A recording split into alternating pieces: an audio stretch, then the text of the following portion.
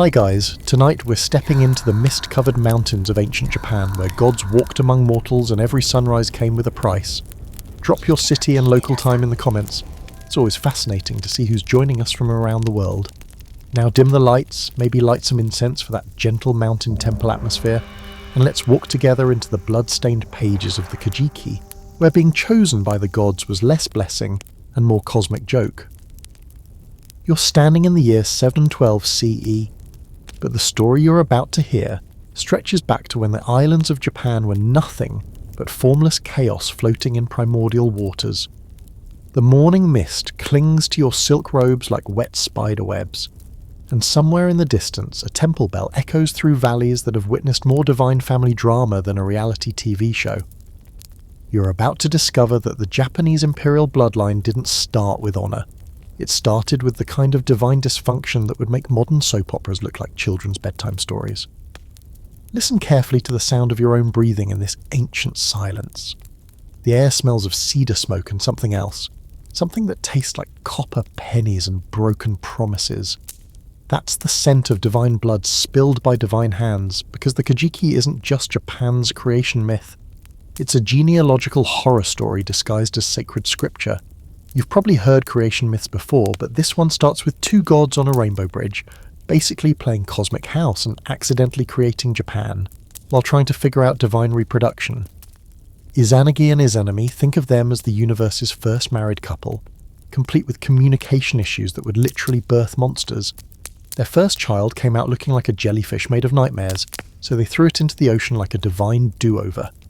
Congratulations, Japan. Your creation story begins with postpartum depression on a cosmic scale. But here's where it gets interesting.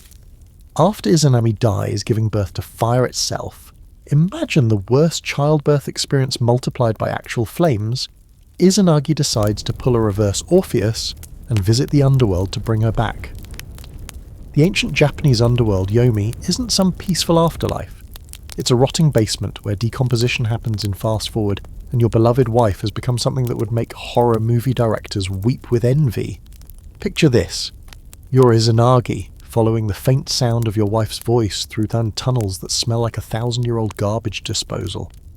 The walls are warm and wet, and you realise they're not walls, they're the intestines of something massive and dead.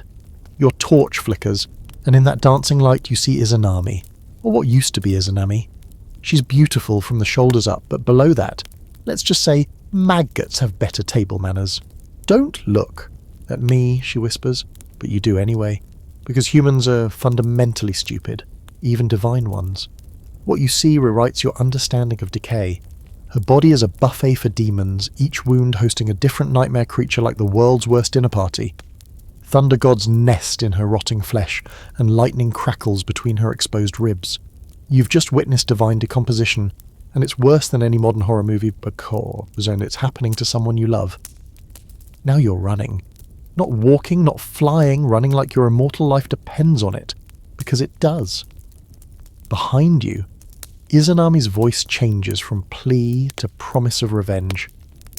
"You have shamed me!" she shrieks, and suddenly the tunnel fills with demons that look like rejected Pokemon designs crossed with medieval torture devices. These aren't cartoon monsters. They're manifestations of divine rage, and they want to drag you back to their rotting goddess. You barely escape, sealing the entrance to Yomi with a boulder that takes the strength of 1,000 men to move, but the curse is already in motion. Izanami promises to kill 1,000 people every day in the world above. Your response? You'll make 1,500 babies daily to keep up. And just like that, death enters the world not through sin or disobedience, but through a marriage counselling session gone cosmically wrong. This is the foundation of Japanese mythology, a love story that becomes a horror story that becomes the reason why people die. Every emperor who would ever sit on the chrysanthemum throne would carry this curse in their blood, because they're all descended from this divine disaster. The imperial line isn't blessed, it's contaminated with the original divine breakdown. What you're witnessing isn't just mythology, it's the genetic code of generational trauma written in starlight and shadow. Every ritual purity obsession in Japanese culture, every fear of contamination, every careful separation between life and death, it all traces back to this moment when a god saw his wife rotting and ran away instead of loving her through it. You're still reeling from witnessing the universe's first really bad breakup when the story takes an even darker turn. Izanagi, traumatized by his journey to the underworld, decides to purify himself by taking the world's first ritual bath. As he washes his left eye, out pops Amaterasu, the sun goddess. From his right eye comes Tsukuyomi, the moon god, and from his nose, because apparently divine anatomy works differently, emerges Susanoo, the storm god. Congratulations, the most dysfunctional family in Japanese mythology has just been born from trauma-induced hygiene. You might think having the sun goddess as your daughter would be a blessing, but you'd be wrong. Amaterasu doesn't just light up the sky. She's got the emotional regulation skills of a toddler with a flamethrower. When she's happy, crops flourish and people thrive. When she's upset, she literally takes her ball and goes home, plunging the entire world into darkness like the ultimate passive-aggressive move. Listen to the gentle rustle of silk as you imagine Amaterasu's first temper tantrum. It starts innocently enough. Her brother Susanoo comes to visit before leaving for the underworld to join their mother. He's supposed to say goodbye, but instead he throws what can only be described as a divine frat boy party in her sacred space. He breaks down the walls between her rice fields, fills in her irrigation ditches, and, this is where it gets really charming, defecates in her sacred halls during the harvest festival. But the final straw? Susanoo throws a flayed horse through the roof of the sacred weaving hall, where Amaterasu and her attendants are working. Not just any horse, a heavenly horse, skinned alive and hurled like a flesh-covered bowling ball. One of the weaving maidens is so startled she accidentally stabs herself with her loom shuttle and dies. Imagine trying to explain that workplace accident to cosmic HR. Amaterasu's response is to storm into a cave and seal herself inside with a massive boulder, effectively turning off the sun and leaving the entire world in perpetual darkness. Plants wither, people freeze, and demons run wild in the endless night. The other gods are basically dealing with the first recorded case of depression with cosmic consequences. When your local deity has a breakdown, everyone suffers. The solution the gods come up with tells you everything about ancient Japanese problem-solving strategies. They don't try therapy or mediation. Instead, they throw a party outside her cave. Ame no Uzume, the goddess of dawn, performs what historians politely call a sacred dance, but what was obviously the world's first striptease. She dances so enthusiastically on an overturned washtub that the noise echoes through the mountains like thunder, mixed with inappropriate laughter.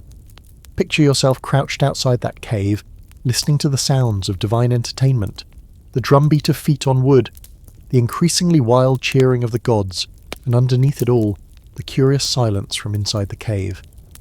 Amaterasu, goddess of the sun, reduced to peeking through cracks like a nosy neighbour wondering what all the fuss is about. What could possibly be more radiant than me? She wonders aloud. The gods have their answer ready. They've positioned a massive mirror across from the cave entrance.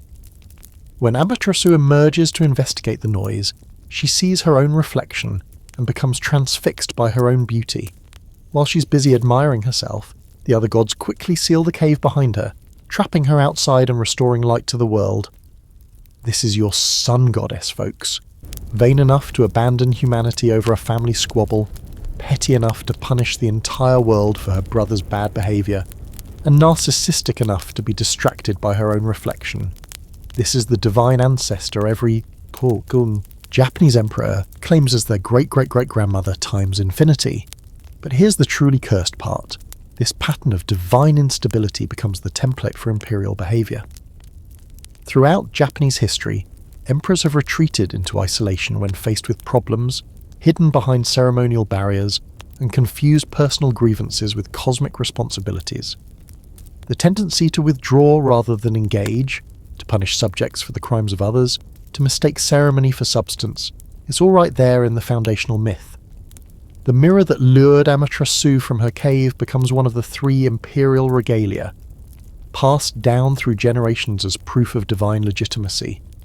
But what it really represents is divine vanity, the dangerous allure of believing your own reflection over the needs of your people. Every emperor who gazes into that mirror isn't just seeing their face, they're seeing the inheritance of cosmic selfishness. You can almost hear the whispers of future court ceremonies echoing through time, the rustle of silk robes hiding behind screens, the careful choreography designed to keep divine authority at a safe distance from human consequences. The cave wasn't just Amaterasu's hiding place. It became the architectural principle of Japanese imperial power. Always magnificent, always mysterious, always one tantrum away from darkness. You're beginning to understand that in the Kojiki, every birth announcement comes with a disclaimer about potential side effects, including but not limited to cosmic disasters, family curses, and the occasional world-ending tantrum. What you're about to witness is how divine genetics work when the gene pool is basically a divine petri dish of unresolved trauma and questionable decision-making. After the Great Cave incident, you might expect the gods to learn something about conflict resolution. Instead, they double down on the family dysfunction that makes modern reality TV look like a documentary about healthy relationships. Susanoo, fresh from his punishment for terrorizing his sister, embarks on a journey that reads like a travel blog, written by someone with serious anger management issues and a supernatural ability to make every situation worse. Listen to the wet sound of eight-headed, eight-tailed serpent breathing as Susanoo encounters Yamata no Orochi, a dragon so large its body stretches across 8 valleys and 8 hills. Its eyes are red like winter cherries, its belly is always bloody, and moss grows on its back like a mountain forest.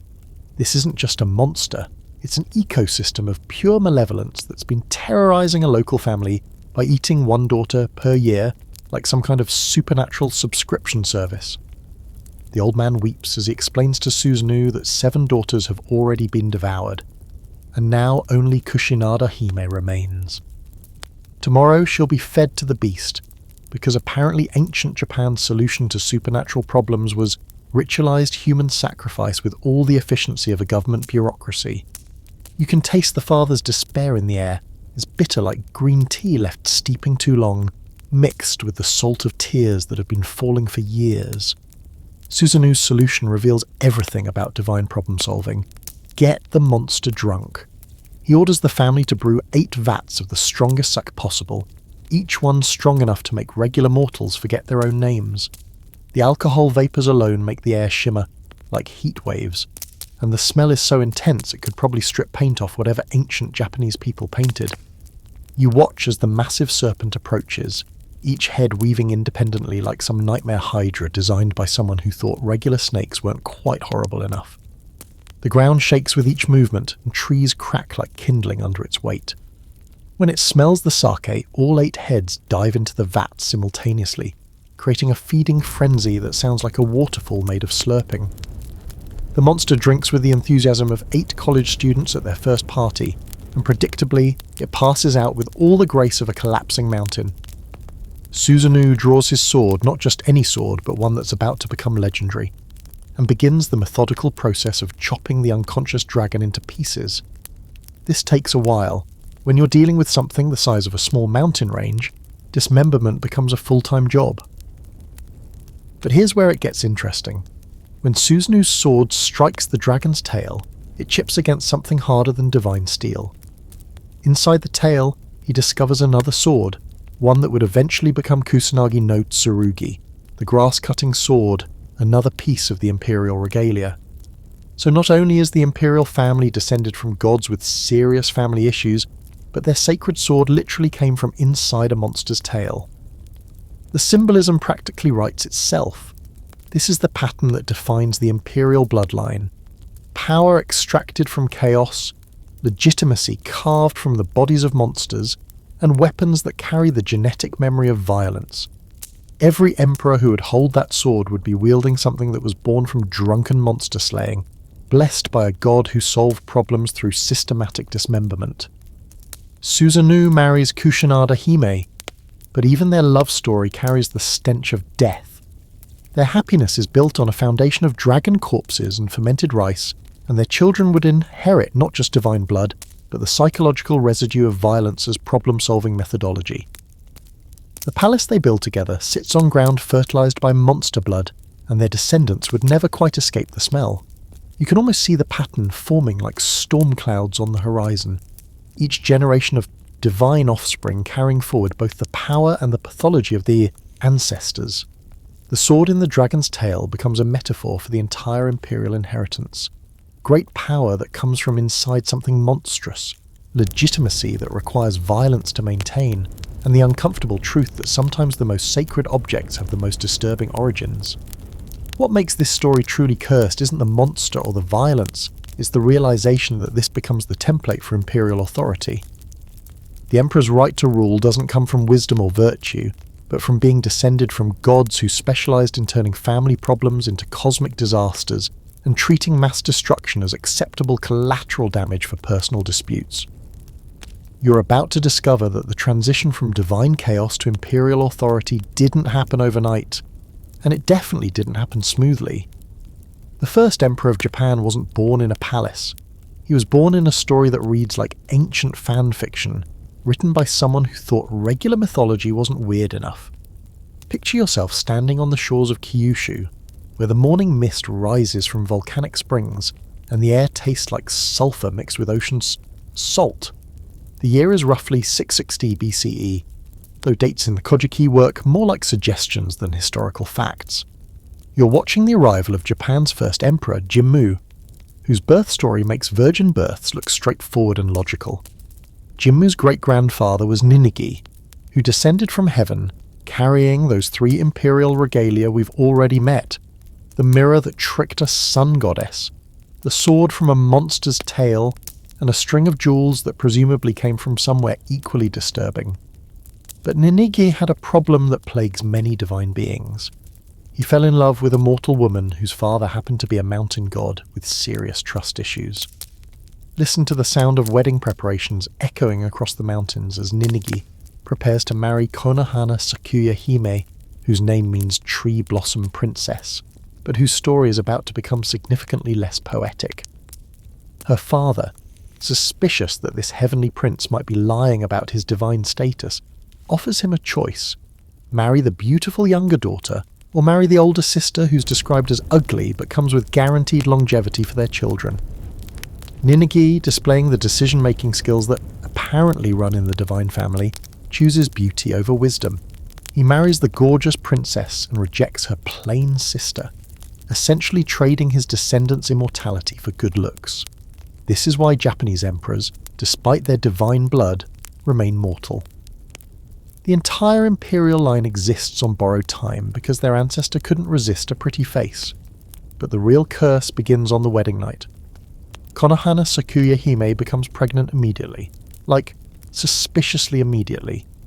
Ninigi, displaying the paranoia that apparently comes standard with divine genetics, accuses his new wife of infidelity. His logic is flawless. Surely no one gets pregnant that quickly, unless there's someone else involved. The princess's response is to build a birthing hut with no doors, set it on fire, and give birth to 3 sons in the middle of the flames, while swearing that if the children aren't truly divine, they'll die in the fire. If they are divine, they'll survive becoming the first babies in history to receive their divine certification through trial by fire. The fact that all 3 boys survived the inferno proves their legitimacy, but also establishes a family tradition of solving disputes through potentially lethal demonstrations. Your future emperor's grandfather, Huri, emerges from this prenatal death trap with a personality perfectly suited for the imperial line. He's charming, entitled, and absolutely terrible at basic life skills. His brother Hoderi is a skilled fisherman, while Huri specializes in hunting. One day they decide to swap jobs because apparently divine princes have nothing better to do than experiment with career changes. Huri borrows his brother's fishing hook and promptly loses it in the ocean, because divine blood doesn't automatically come with practical competence. Hoderi demands his hook back. Not a replacement, not compensation, but that specific hook, the way only a fisherman can obsess over a particular piece of tackle.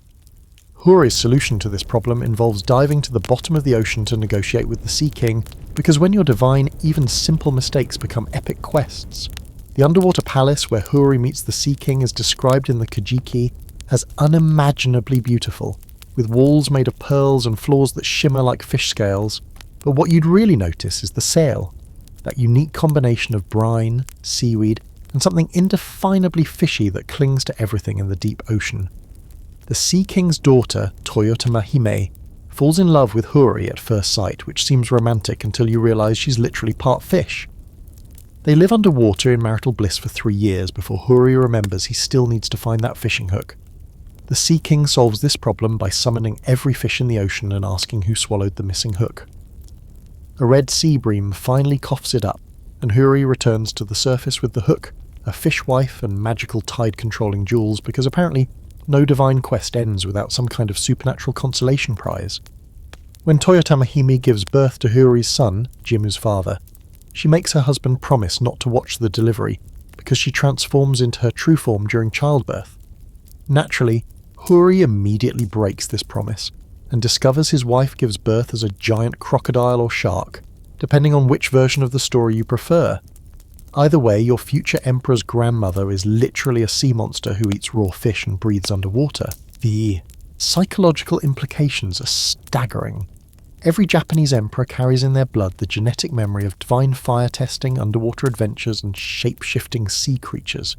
The imperial line doesn't just claim descent from the sun, it's contaminated with the deep ocean, where light doesn't reach and normal rules don't apply. You're witnessing the moment when divine weirdness crashes headfirst into political ambition, and the result is Japan's first imperial campaign promise, the complete elimination of everyone who is already living there.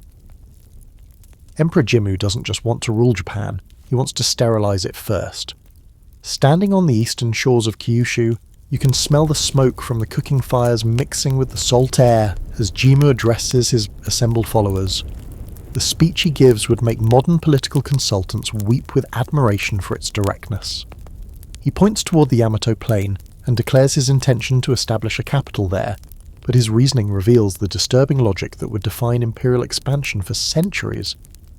The land of the rising sun should be ruled by descendants of the sun goddess, he announces, which sounds noble until you realize what he's really saying. Everyone currently living in Japan who can't trace their bloodline to divine dysfunctional family drama needs to be eliminated or absorbed. This isn't conquest, it's ethnic cleansing with a religious justification and in a really good marketing department. Listen to the sound of bronze weapons being sharpened as Jimmu's forces prepare for what the Kojiki euphemistically calls pacification campaigns. The metallic scraping echoes across the camp like 1,000 fingernails on slate, and each stroke removes another layer of metal, making blades that will soon remove layers of skin and muscle from people whose only crime was living in Japan before it became officially Japanese. The first obstacle Jimmu encounters isn't military, it's navigational. Divine GPS apparently wasn't included in his inheritance, because he immediately gets his fleet lost and ends up sailing directly into a storm that kills his older brother. This is your first emperor, folks, a demigod who can't read a map and whose family planning involves accidentally killing siblings through incompetent seamanship. When they finally reach the Kumano coast, the local deity sends them a giant bear as a welcome present. Not a friendly bear, not a symbolic bear, actual massive bear that appears out of nowhere and starts killing Jimmu's soldiers by breathing on them. The bear's breath is poisonous, which suggests this welcome committee has been planning this reception for quite some time. Your divine emperor and his remaining forces collapse unconscious, because apparently divine immunity doesn't extend to toxic bear breath. Salvation comes in the form of Takakuraji, a local clan leader who's been having prophetic dreams about Amaterasu dropping a magical sword from heaven specifically to help her great-great-grandson murder his way across Japan. The sword appears in Takakuraji's storehouse overnight, glowing with divine energy and humming with supernatural bloodlust. When Takakuraji delivers it to the unconscious Jimmu, the bear drops dead instantly, because nothing says divine mandate like a magical weapon that kills monsters through proximity. But the real horror show begins when Jimmu's forces encounter their first human opposition. The local chieftains aren't primitives, they're organised. They know the terrain, and they've been successfully governing these lands for generations. They have names, families, cultures, and agricultural systems. They have children who laugh and play games, elderly people who tell stories, and artists who create beautiful things. Jimmu's solution to this inconvenient humanity is systematic and thorough. Village by village, he advances through the region, offering each community the same choice: submit completely to his authority and accept cultural absorption, or be eliminated. There's no negotiation, no treaty-making, no attempt at coexistence. The Kojiki describes these encounters with the emotional detachment of a weather report. But what you're witnessing is the first recorded genocide in Japanese history. The most chilling aspect isn't the violence itself, it's how easily it's justified. Each massacre is presented as divinely ordained pest control, removing impurities from the sacred landscape so that proper divine order can be established. The people who die aren't seen as human beings with rights and dignity. They're obstacles to manifest destiny, weeds in the imperial garden that need pulling. You can almost taste the smoke from burning villages mixing with the morning mist. Hear the silence that falls over settlements after Jimmu's forces move through. The absence of children's laughter, the empty rice fields, the broken pottery scattered around cold fire pits. This is the foundation upon which the chrysanthemum throne is built. The psychological implications for every subsequent emperor are staggering. The legitimacy of imperial rule doesn't rest on consent of the governed, or wisdom, or divine blessing alone. It rests on the precedent that anyone who questions imperial authority can be eliminated with divine approval. The first emperor established the principle that genocide isn't just permissible, it's spiritually necessary for maintaining cosmic order. By the time Jimmu reaches the Yamato Plain and establishes his capital, he's not just a conqueror, he's a creator of storms, a maker of empty spaces where people used to live. The imperial bloodline carries this original sin in its DNA, the knowledge that their authority was purchased with the systematic elimination of everyone who came before. You're about to witness Japan's first imperial coronation, and it makes modern political ceremonies look like children's tea parties. This isn't just a crown-wearing photo opportunity. It's a religious ritual that requires fresh corpses to properly consecrate the divine emperor's connection to heaven. Picture yourself standing in the newly constructed palace at Kashihara, where the air still smells of freshly cut cedar, and the ground hasn't quite settled over the mass graves from Jimmu's pacification campaigns. The year is 660 BCE according to imperial dating, though historians treat this date the way archaeologists treat ancient alien theories, with professional skepticism and barely concealed eye-rolling. The coronation ceremony itself reveals everything you need to know about how imperial authority actually works versus how it's supposed to work. Jimmu stands before his assembled followers wearing robes that shimmer with threads of gold. But underneath the ceremonial splendour, you can see the nervous energy of someone who knows his entire claim to legitimacy rests on a combination of mythology, violence, and really effective public relations. Listen to the chanting of priests as they perform purification rituals designed to cleanse Jimmu of the spiritual contamination from all that recent mass murder. The irony is thick enough to cut with Susanu's monster-slaying sword. The same divine bloodline that justifies genocide also requires elaborate cleansing ceremonies to wash off the blood. Apparently even gods have to deal with the psychological residue of ethnic cleansing. But the most disturbing aspect of the coronation isn't the pageantry, it's the human cost that's carefully edited out of official histories. The Kojiki mentions establishing proper relationships with the local kami, but glosses over what this actually entails. Archaeological evidence suggests that early imperial coronations required human sacrifices to bind the new emperor to the land he now claims to rule divinely. These aren't random murders. There are carefully choreographed religious executions designed to transfer the spiritual authority of the previous inhabitants to the new imperial system. Local shamans, clan leaders, and anyone else with a competing claim to spiritual authority are ritually killed and buried at specific locations around the new capital. Their deaths don't just eliminate political opposition, they steal their spiritual connection to the land and feed it to the imperial cult. You can almost hear the whispered prayers of the condemned as they're led to their execution sites, each one chosen for maximum symbolic impact. The well where the village children drew water becomes a tomb for their spiritual leaders. The shrine where families prayed for good harvests becomes a repository for bones that will never see another spring. The sacred grove where lovers met becomes a charnel house where love letters are buried with severed heads. The coronation itself involves Jimmu receiving the 3 imperial regalia, the mirror from Amaterasu's vanity attack, the sword from Susanu's monster slaying, adventure, and the jewels that presumably have their own disturbing origin story that didn't make it into the final edit.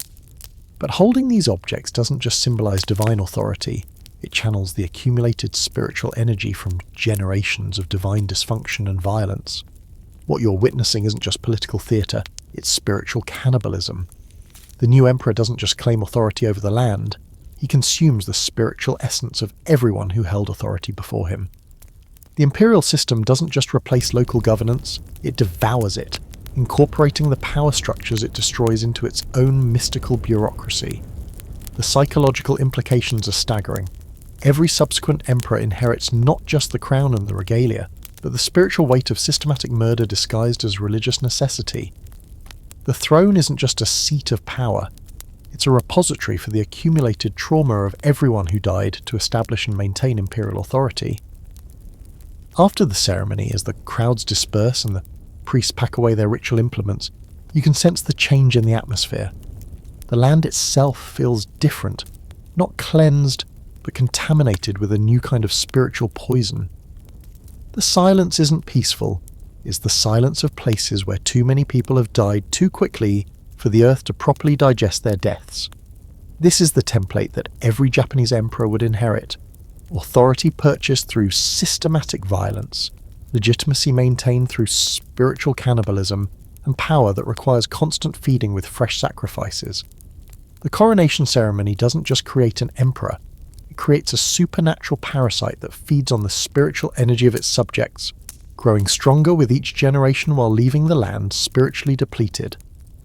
The first emperor's reign establishes the fundamental principle of Japanese imperial authority: divine right purchased through divine horror.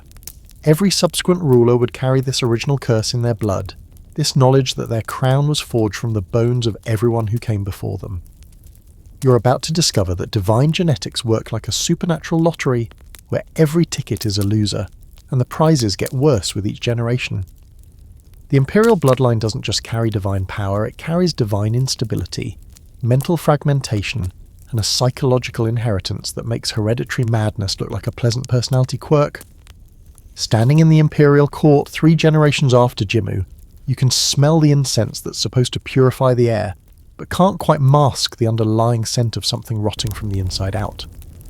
The palace corridors echo with whispered conversations about the emperor's latest episode, and servants walk with the careful steps of people navigating around an unexploded bomb that happens to wear a crown.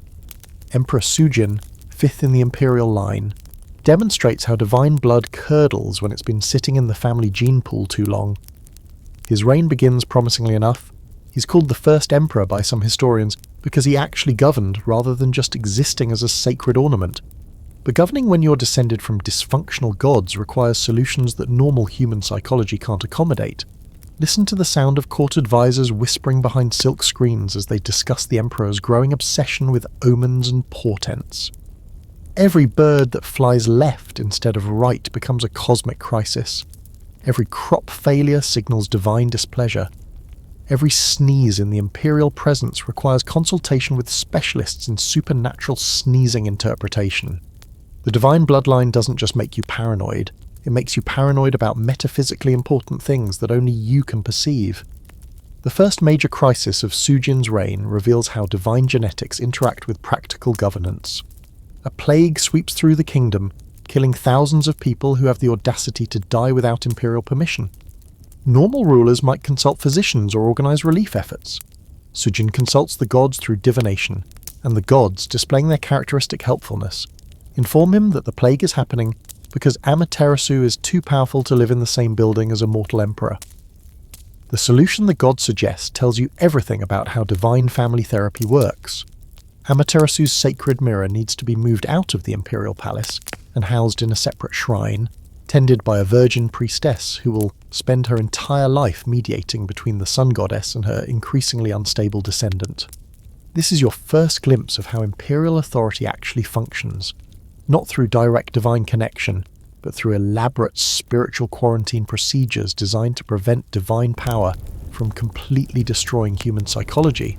Princess Toyosuke Irihime gets the job of becoming Amaterasu's human intermediary, which sounds prestigious until you realize it means spending your life as a cosmic translator between a narcissistic sun goddess and an emperor who's slowly going insane from carrying divine DNA in a human nervous system.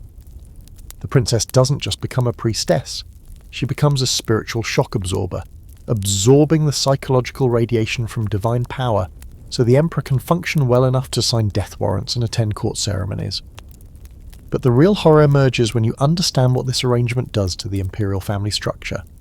Sujin can't have normal relationships with his children because they carry the same genetic divine contamination that's slowly driving him insane. His sons aren't just princes, they're potential time bombs of divine instability, each one carrying the accumulated psychological damage from generations of gods who solved family problems through cosmic disasters.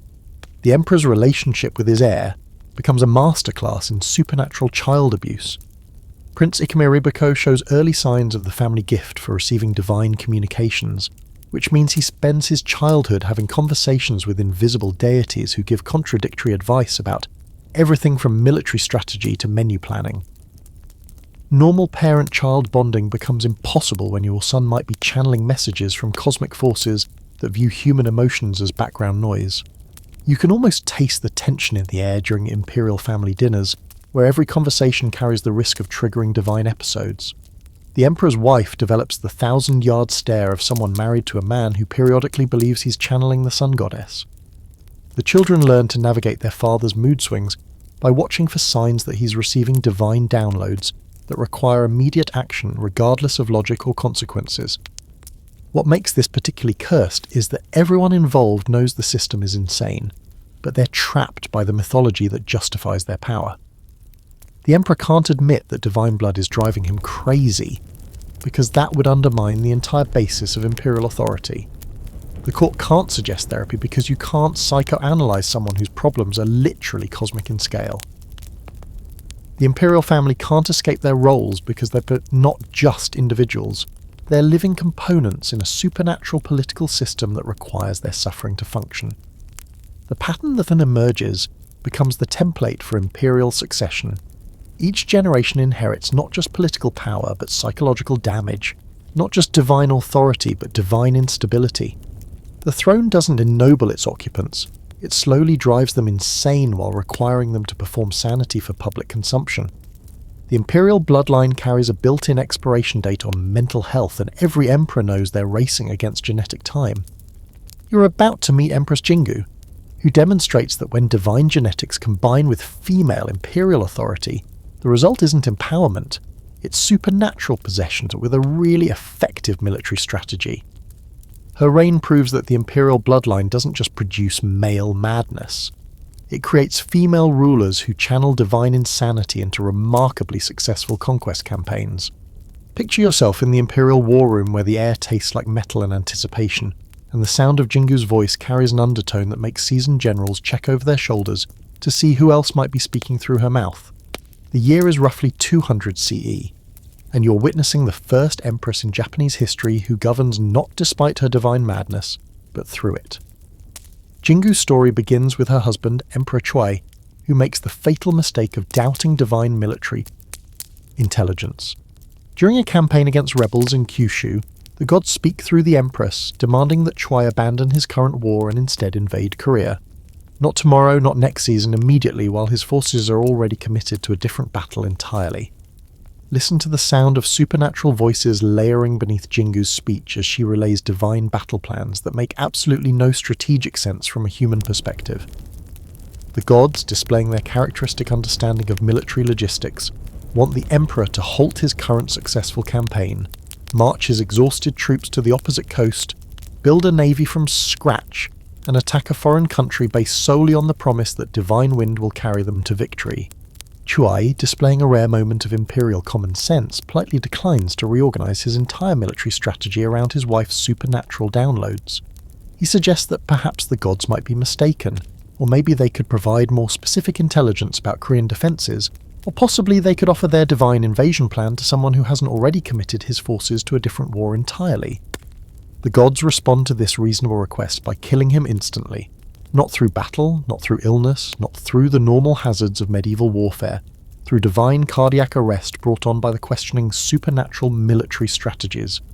One moment he's a living emperor expressing legitimate tactical concerns.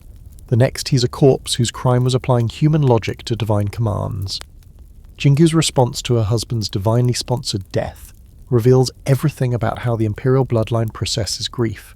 She doesn't mourn, she weaponizes. Instead of burying her husband and reorganizing the government, She hides his death, assumes complete military command, and proceeds with the Korean invasion exactly as the gods demanded. Her reasoning is flawless from a supernatural perspective. If the gods killed her husband for doubting them, they'll probably reward her for obeying them. The invasion of Korea unfolds like a military campaign planned by beings who understand physics differently than humans do. Jingu's fleet sets sail with pregnant Empress as supreme commander, following navigation instructions provided by deities who communicate through possessive episodes and speak in strategic metaphors that require real-time translation by terrified court officials.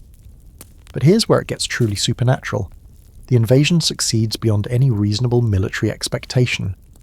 Korean kingdoms that have never heard of Japan surrender immediately upon seeing Jingu's ships approach. Fortified positions abandon themselves before battles begin.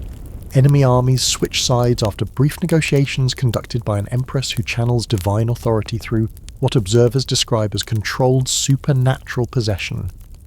You can almost smell the salt sprays, mixing with the scent of victory as Jingu's forces return to Japan, carrying tribute from the conquered Korean territories. The success isn't just military, it's psychological proof that divine madness, properly channeled, produces better results than human sanity.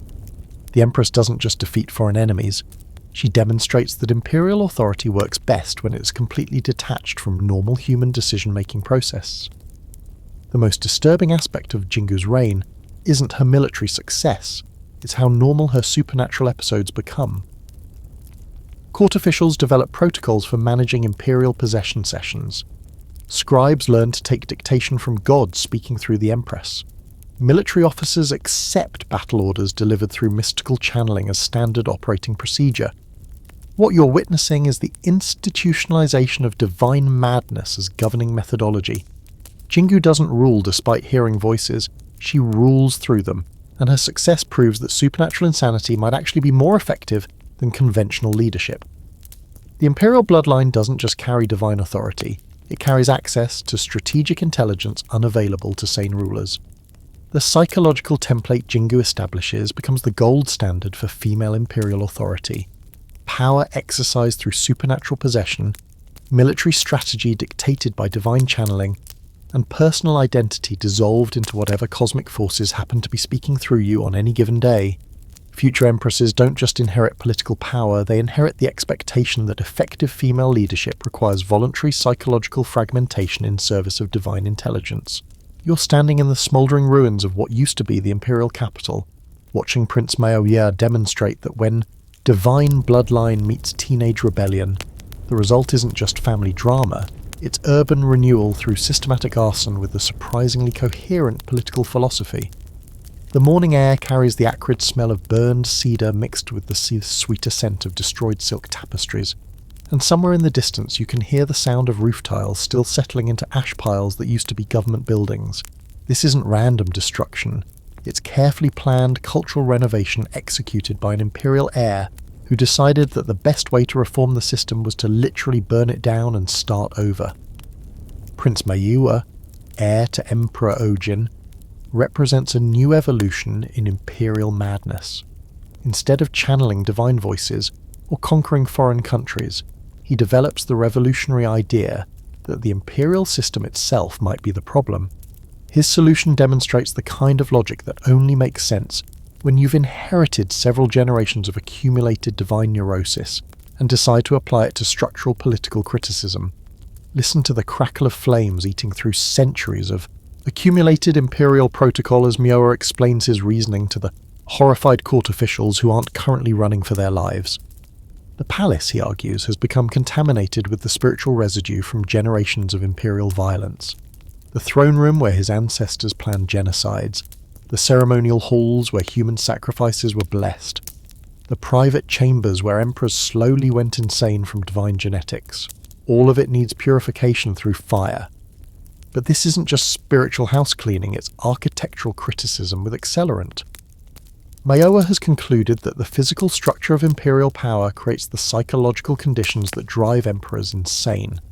The screens that hide the ruler from his subjects, the corridors that separate divine authority from human consequences, the ceremonial spaces designed to reinforce supernatural isolation.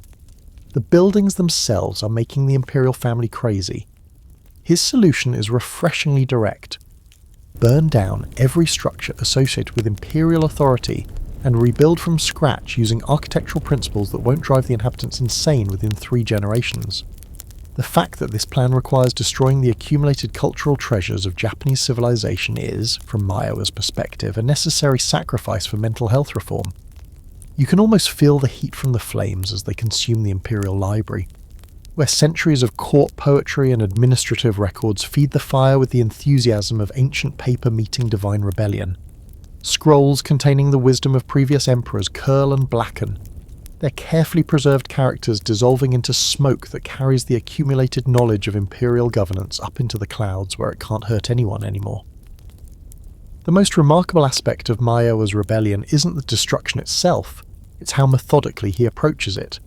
This isn't a rampage, it's a systematic demolition project with clear objectives and a surprisingly sophisticated understanding of how physical spaces shape psychological states. He's basically invented architectural therapy through controlled burning, which sounds like a modern wellness trend that would go viral on TikTok. But here's where the divine genetics really show themselves. Mayowa doesn't just burn the palace and walk away. He burns it and then sits in the ruins for 3 days, fasting and meditating on the spiritual significance of destruction. Because apparently when you're descended from gods who solved problems through cosmic disasters, even revolutionary acts of rebellion have to include ritualistic elements that would concern a modern therapist. The court's response to watching their prince torch the seat of government reveals everything about how imperial authority actually functions when faced with divine insanity that makes logical sense. They can't stop him because he's the heir, they can't argue with him because his reasoning is actually quite sound, and they can't ignore him because the flames are visible from 3 provinces away. What you're witnessing is the first recorded case of imperial authority eating itself from the inside out. Mayowa has applied the family tradition of solving problems through devastating overreaction to the problem of imperial authority itself. The result is both completely insane and disturbingly rational, like watching someone perform surgery with a flamethrower and somehow improving the patient's condition. The psychological implications are staggering.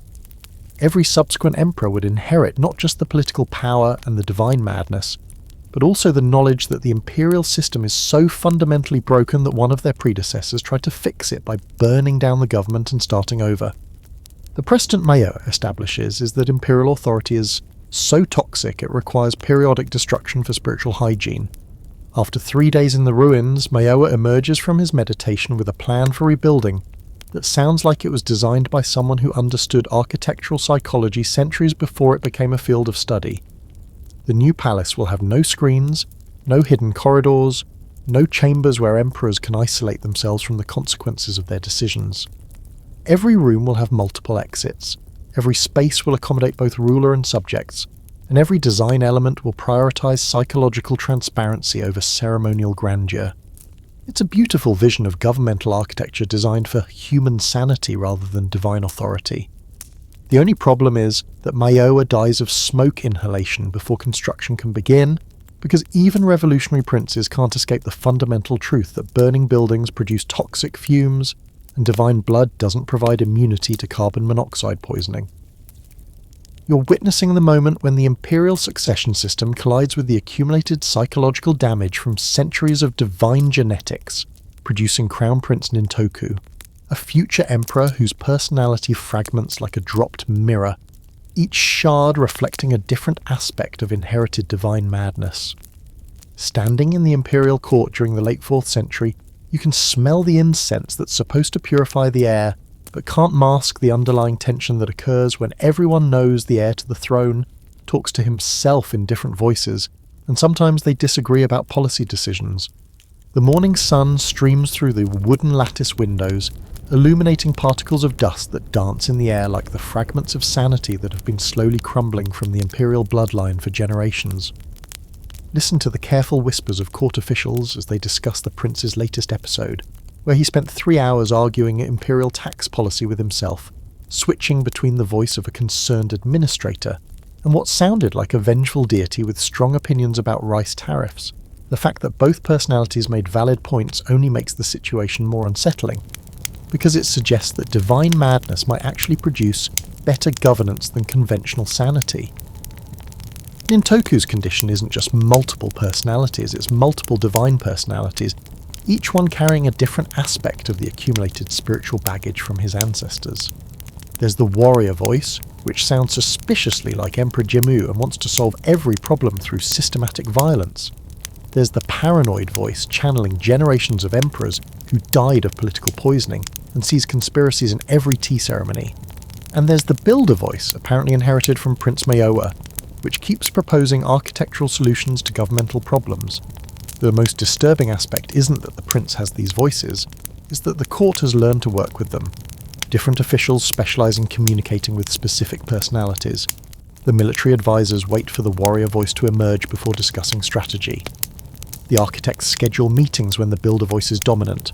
The food tasters have learned to recognise which personality is in control by subtle changes in the prince's posture, because some of his voices trust them and others consider them potential assassins. What you're observing is the institutionalisation of imperial insanity as a form of specialised government. Instead of treating the prince's condition as a problem, the court has adapted their entire administrative structure to accommodate multiple divine personalities sharing one imperial nervous system. It's like watching a medieval version of a corporate team-building exercise designed by someone who fundamentally misunderstood the assignment. The succession crisis begins when it becomes unclear which personality will actually inherit the throne. Imperial law specifies that the crown passes to the eldest legitimate son, but it doesn't address what happens when that son contains multiple legitimate heirs with conflicting political philosophies and different relationships to divine authority. Do they all become emperor? Do they take turns? Do they settle disputes through internal debate that sounds like a psychotic episode to outside observers? The builder voice wants to redesign the entire governmental system to accommodate shared imperial authority. The warrior voice insists that only one personality can rule, and the others must be eliminated through internal conquest. The paranoid voice suspects that this entire succession crisis is a plot by foreign enemies to destroy the imperial system from within, by exploiting the hereditary madness that everyone knows about, but nobody discusses publicly.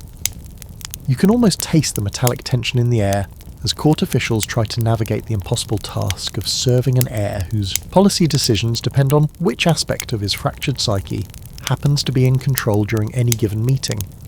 Treaties negotiated with the warrior voice are immediately questioned by the paranoid voice. Building projects approved by the builder voice are abandoned when the warrior voice decides they're not strategic enough. The psychological template Nintoku establishes becomes the new normal for imperial succession. The throne doesn't pass to an individual, it passes to a collection of competing divine neuroses housed in a single human body. Future emperors won't just inherit political power, they'll inherit the expectation that effective leadership requires voluntary psychological fragmentation, with each fragment representing a different aspect of accumulated imperial trauma. But here's the truly cursed part. This system actually works better than conventional monarchy. The warrior voice prevents foreign invasion, the builder voice creates infrastructure projects that improve civilian life, and the paranoid voice maintains security procedures that prevent successful assassination attempts. The imperial system has accidentally discovered that mental illness, properly managed, might be a superior form of governance than mental health. The succession finally occurs when all three personalities agree on one point. They're tired of sharing a body and want to establish separate imperial institutions that can operate independently. Nintoku becomes the first emperor to voluntarily fragment the imperial authority, creating specialised governmental departments that each report to a different aspect of his personality. It's like watching someone solve constitutional monarchy by developing dissociative identity disorder and making it official policy. You're about to meet Empress Suiko, who demonstrates that when imperial women inherit the family curse, they don't channel divine voices or fragment into multiple personalities. They develop a talent for surviving husbands at a rate that makes medieval life insurance actuaries weep with professional admiration.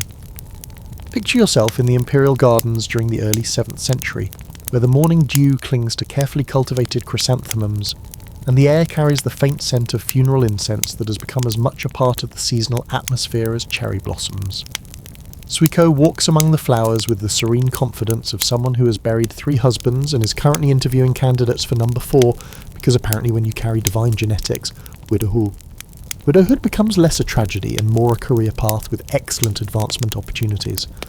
Listen to the sound of silk rustling as Suiko moves through the palace corridors, followed by the subtle whispers of court officials placing bets on how long her current husband will survive.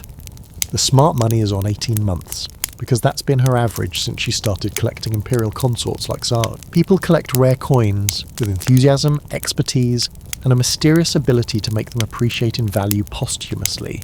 Suiko's first husband, Emperor Bidatsu, dies of what court physicians politely describe as sudden imperial fatigue, or what looks suspiciously like the result of eating breakfast prepared by someone who has very specific opinions about succession politics. Her second husband, Emperor Yomei, succumbs to a mysterious illness that seems to target only imperial husbands who disagree with Suiko's policy recommendations. The third, Emperor Sushin, dies in what historians call political complications, but what contemporary observers describe as another Tuesday at the imperial palace. But here's where the divine genetics really show themselves. Suiko doesn't just survive her husbands, she thrives from their deaths. Each widowhood increases her political power, her spiritual authority, and her reputation as someone whose wedding invitations should be declined for health reasons. The imperial system has accidentally created a form of serial succession, where the empress gains legitimacy not through birth or marriage, but through superior survival skills in a profession with a remarkably high mortality rate. The most chilling aspect of Suiko's reign isn't that her husbands keep dying, it's how efficiently she transitions from grief to governance. There's no extended mourning period, no dramatic displays of loss, just a smooth administrative transfer from beloved wife to sole imperial authority that happens so quickly the court barely has time to update the official stationery. She's basically perfected the art of imperial succession through strategic widowhood, which sounds like a management technique that would be banned by human resources departments worldwide. What you're witnessing is the evolution of imperial authority into something resembling a supernatural black widow spider with excellent political instincts and a really good interior decorator. Suiko has discovered that the most effective way to accumulate imperial power is to marry it, and then wait for it to die of mysterious causes that leave her conveniently positioned to inherit everything.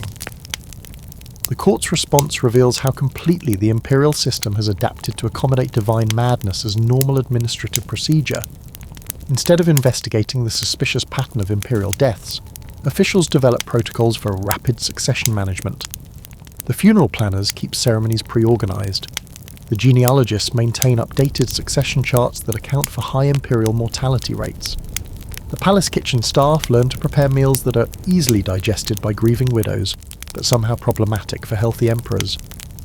You can almost hear the sound of wedding bells mixing with funeral bells as Suiko's fourth marriage approaches, because at this point the two ceremonies have become essentially the same event scheduled at convenient intervals.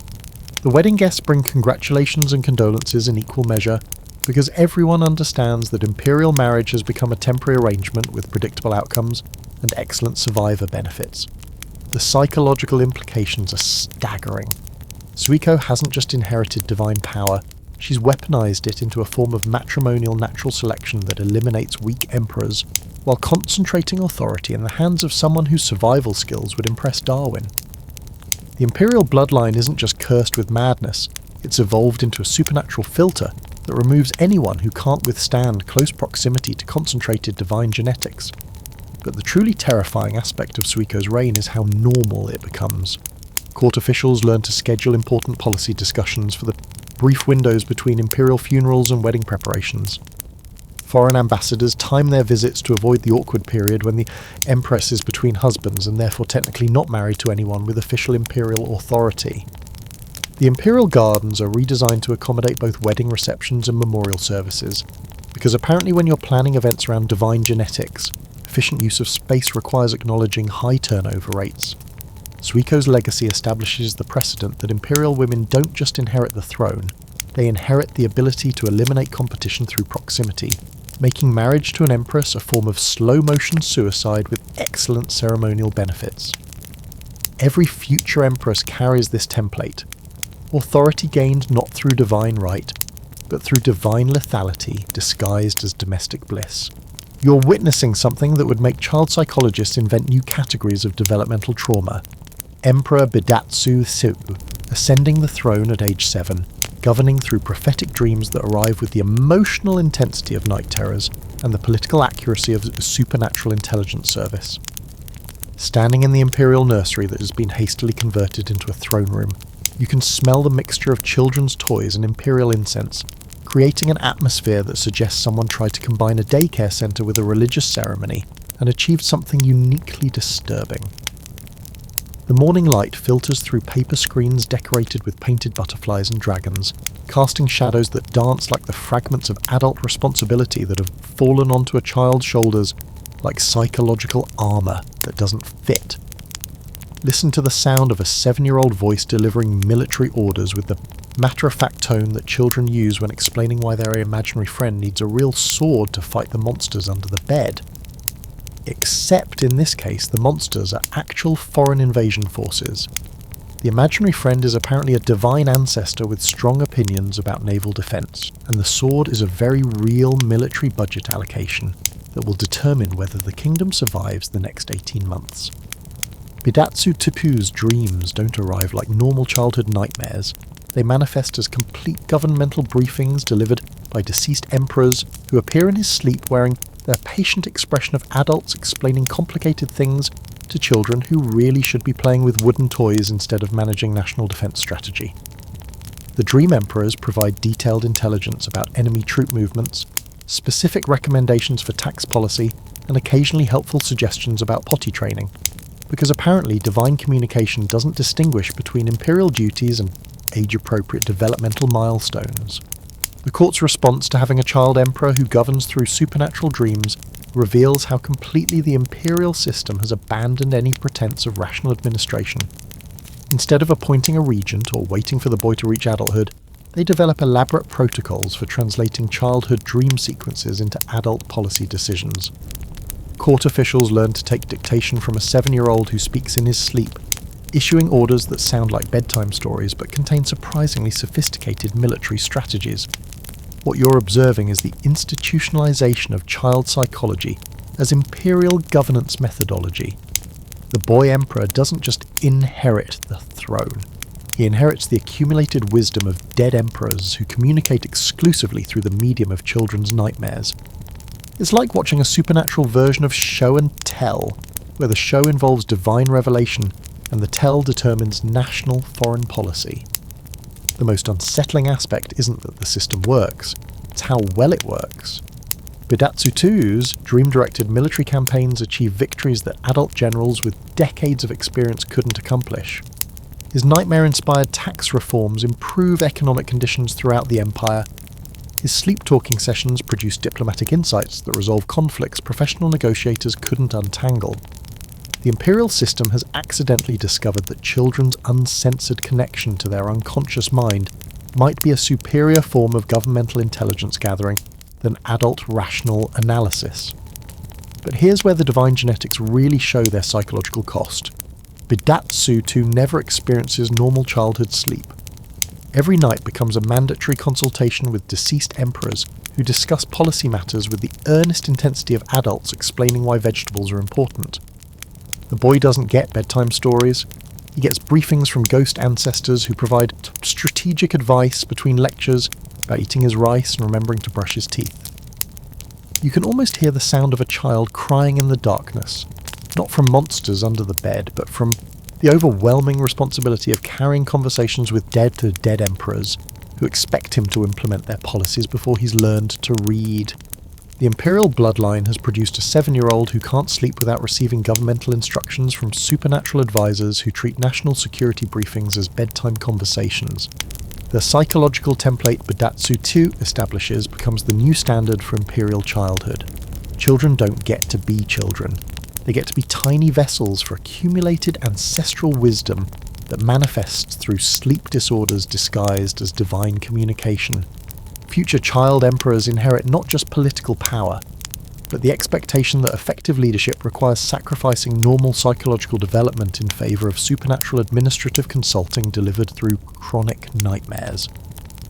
The boy's reign ends when he reaches adolescence and the dreams stop arriving, because apparently divine ancestors lose interest in providing governmental advice once their descendant develops the cognitive complexity to question their instructions.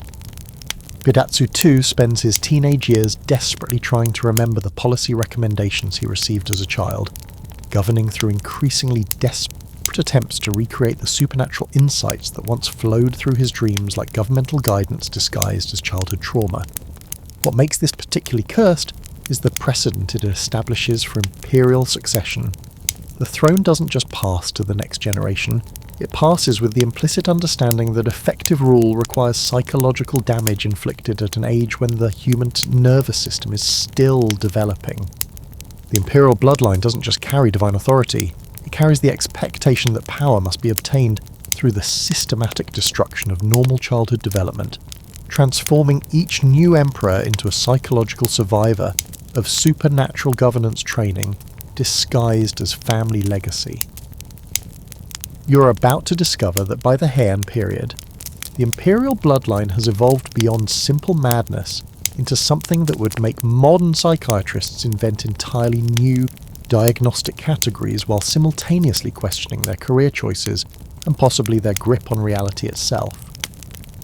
Picture yourself in the imperial palace during the year 986, where the morning mist drifts through corridors that smell like sandalwood mixed with something indefinably wrong, like roses trying to disguise the scent of decay, or beauty contaminated by generations of accumulated supernatural toxicity. Emperor Kazan sits on his throne, but everyone in court has learned to identify which member of his family is actually occupying his body on any given day, because the imperial genetics have reached the point where ancestors don't just communicate through dreams. They occasionally drop by for personal visits that last anywhere from an hour to several months. Listen to the subtle shift in the Emperor's voice as his great-great-grandfather temporarily takes control to discuss military strategy with a pronunciation style that died 3 centuries ago. The court officials don't bat an eye anymore, because they've developed a comprehensive filing system for tracking which imperial ancestor is currently running the government, complete with detailed notes about each personality's policy preferences, dietary restrictions, and tendency to execute people for using vocabulary that didn't exist during their original lifetime. But the shape-shifting goes beyond simple possession. Emperor Kazan's sister, Princess Senshi, has inherited the family gift for physical transformation that makes werewolf legends look like minor cosmetic adjustments. During the full moon, she doesn't just change her appearance, she becomes previous empresses, complete with their memories, their political opinions, and their unfortunate habit of making policy decisions based on information that was accurate 200 years ago, but is dangerously obsolete in the current political climate. The most disturbing transformation occurs when she channels Empress Jingu, the ancient ruler who conquered Korea through divine guidance and supernatural military strategy. Possessed Senshi issues battle orders for wars that ended centuries ago, deploys troops to defend against invasions that never materialized, and allocates military budgets for campaigns against countries that no longer exist. The court has learned to politely implement her commands while secretly translating ancient military strategies into contemporary public works projects, because apparently the imperial bloodline has reached the point where effective governance requires real-time historical translation services. What you're witnessing is the complete breakdown of linear time within the imperial family structure. The palace doesn't just house the current royal family, it serves as a supernatural boarding house for every emperor and empress who ever lived. All of them sharing the same few bodies and competing for control of governmental decisions like cosmic beings playing a really complicated board game where the pieces are human nervous systems and the stakes involve actual national policy. The shape-shifting creates administrative challenges that would perplex modern management consultants. Court meetings require attendance sheets that track both the physical bodies present and the historical personalities currently inhabiting them. Treaty negotiations must account for the possibility that the imperial representative might suddenly transform into someone who died before the country they're negotiating with was founded. The palace kitchen staff maintain detailed records of dietary preferences spanning 8 centuries, because serving pork to a Buddhist empress from the 6th century could trigger a theological crisis that manifests as violent food poisoning. You can almost smell the confusion in the air as court officials try to determine whether they're taking orders from Emperor Kazan or one of his ancestors who has strong opinions about how young people these days don't show proper respect for traditional values like human sacrifice and ritual purity through social isolation. The Imperial Bloodline has become a supernatural time-sharing arrangement where the past, present and future collide in a series of personality disorders that would make multiple personality syndrome look like a mild case of occasional mood swings. The psychological implications transcend anything that could be classified as merely insane. The current Imperial family doesn't just carry the burden of divine authority, they serve as living archaeological sites where every previous ruler can manifest at any moment to provide commentary, criticism, or completely contradictory policy directives based on information gathered during their original lifetime. It's like watching a governmental system run by a committee consisting of every political leader in national history, all of them meeting simultaneously in the same conference room while sharing a limited number of bodies and arguing about decisions based on centuries of conflicting experience. But here's where the divine genetics reveal their true horror. The shape-shifting isn't voluntary. Emperor Kazan can't control when his ancestors decide to visit, how long they stay, or which aspects of contemporary governance they'll attempt to manage using outdated methodologies.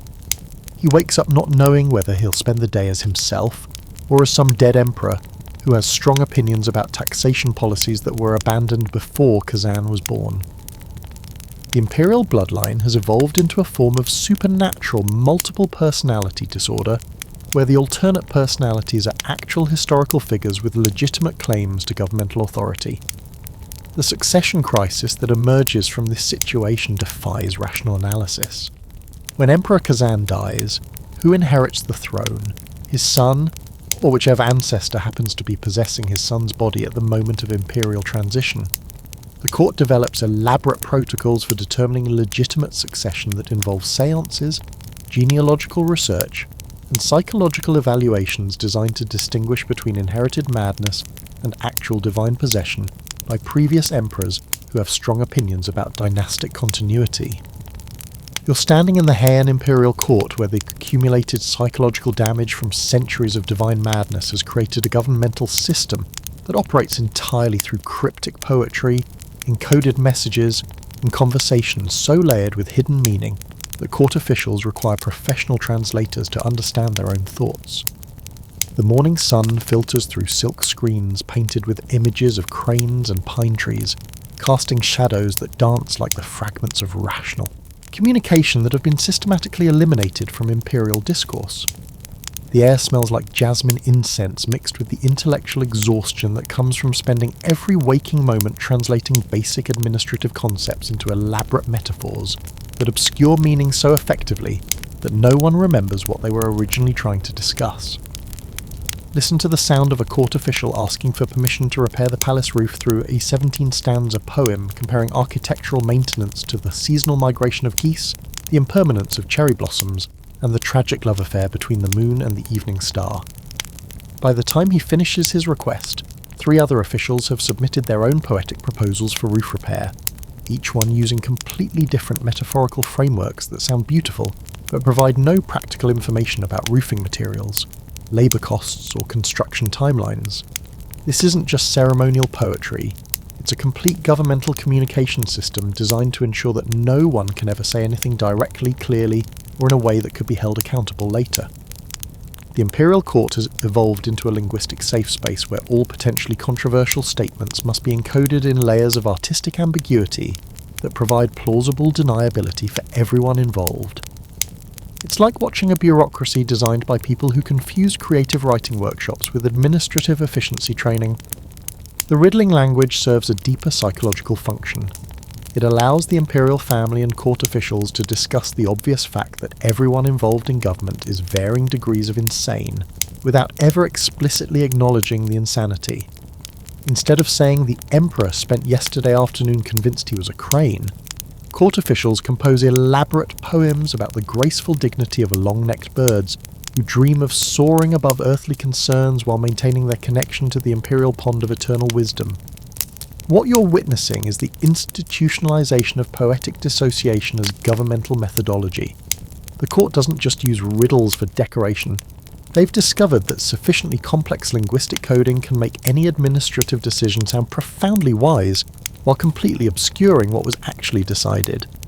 It's like watching a management system designed by people who thought the best way to improve workplace communication was to require all memos to be written as haikus, with hidden meanings that could only be decoded through meditation and literary analysis. The most surreal aspect is that this system actually functions.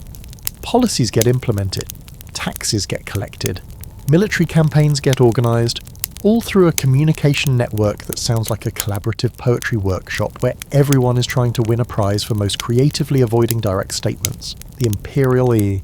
Administration has accidentally discovered that governmental efficiency might actually improve when all decision-making is filtered through artistic interpretation that prevents anyone from taking responsibility for specific outcomes. But the psychological cost is staggering. Court officials develop a form of linguistic dissociation where they lose the ability to think or speak directly about anything.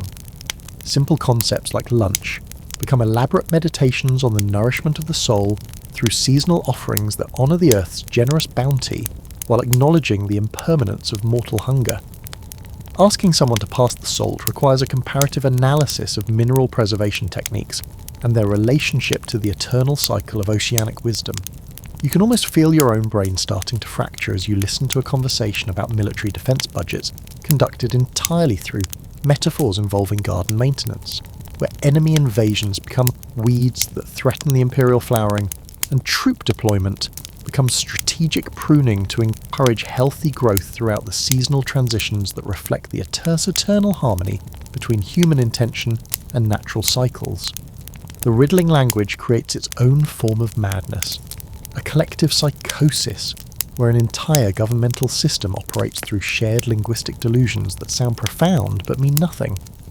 It's like watching a civilization slowly lose the ability to distinguish between poetry and reality, gradually substituting beautiful nonsense for functional communication until no one can remember what they were originally trying to accomplish.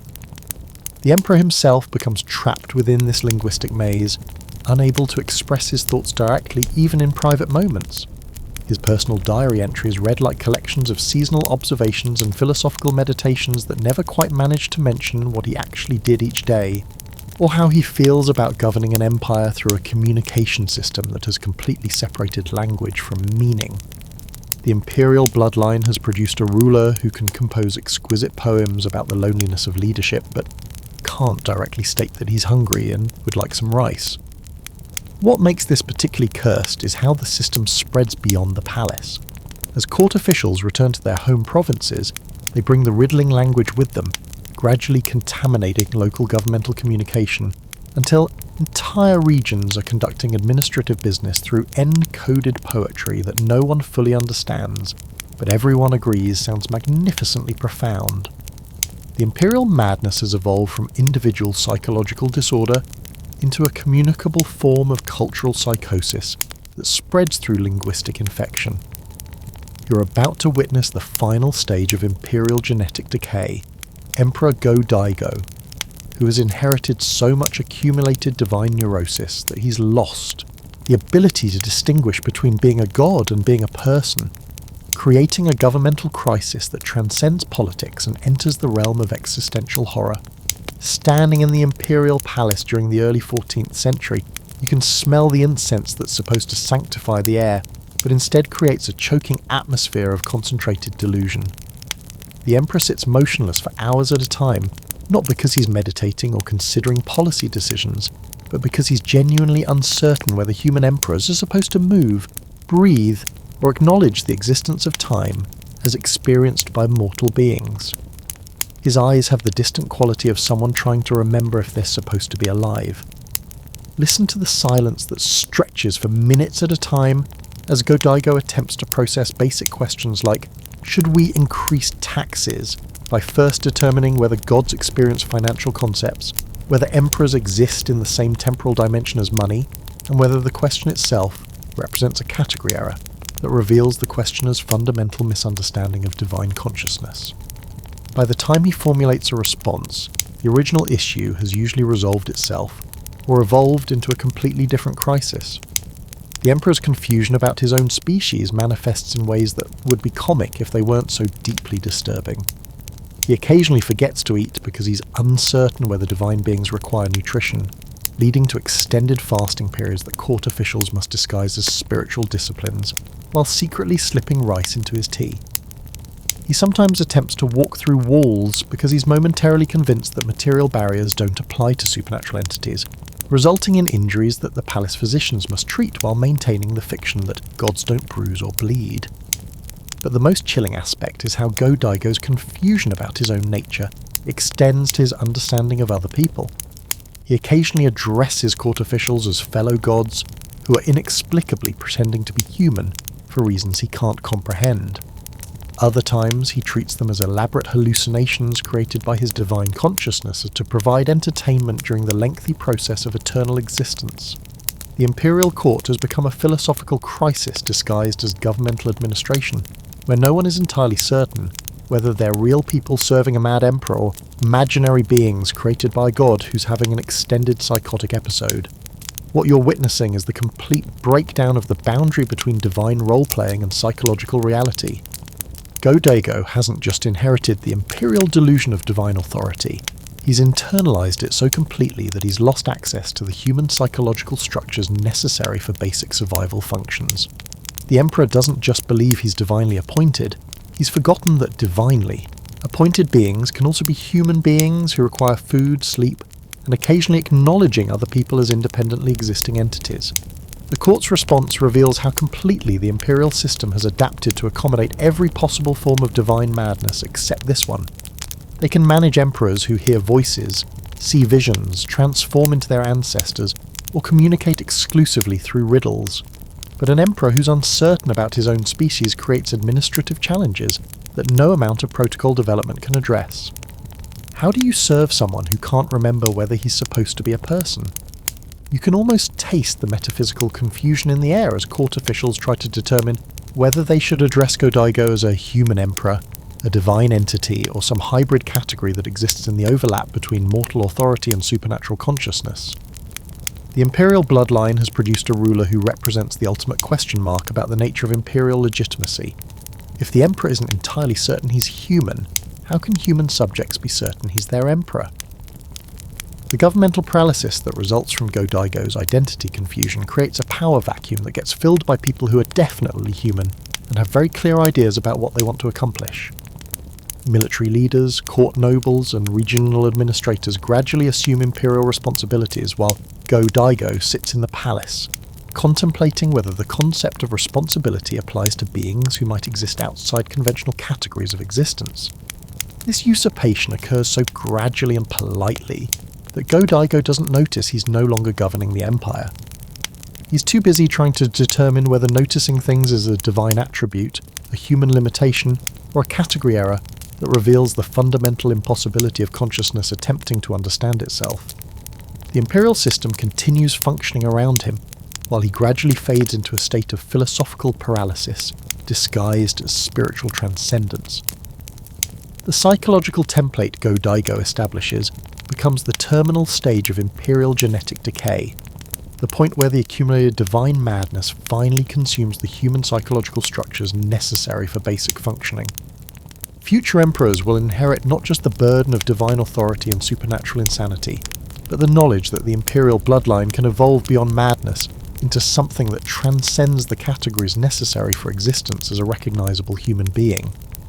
What makes this particularly horrifying is that Go-Daigo never experiences his condition as suffering. He's achieved a state of consciousness that exists beyond the concepts necessary for recognizing psychological pain, emotional distress, or existential crisis. The imperial bloodline has produced its first emperor who is simultaneously completely insane and completely at peace, having transcended both sanity and madness into a realm where such distinctions no longer apply to his experience of reality. You're about to discover that the imperial bloodline curse didn't just survive the modern era, it evolved, upgrading itself like malware that automatically updates to exploit new psychological vulnerabilities created by smartphones, social media, and the unique forms of madness that only become possible when ancient divine neuroses gain access to contemporary technology. Standing in the modern Imperial Palace in Tokyo, you can smell the subtle mixture of traditional incense and electronic ozone that occurs when centuries-old spiritual contamination interacts with Wi-Fi signals, creating an atmosphere that suggests someone installed a supernatural hotspot in a location where the dead have been accumulating user accounts for over a millennium.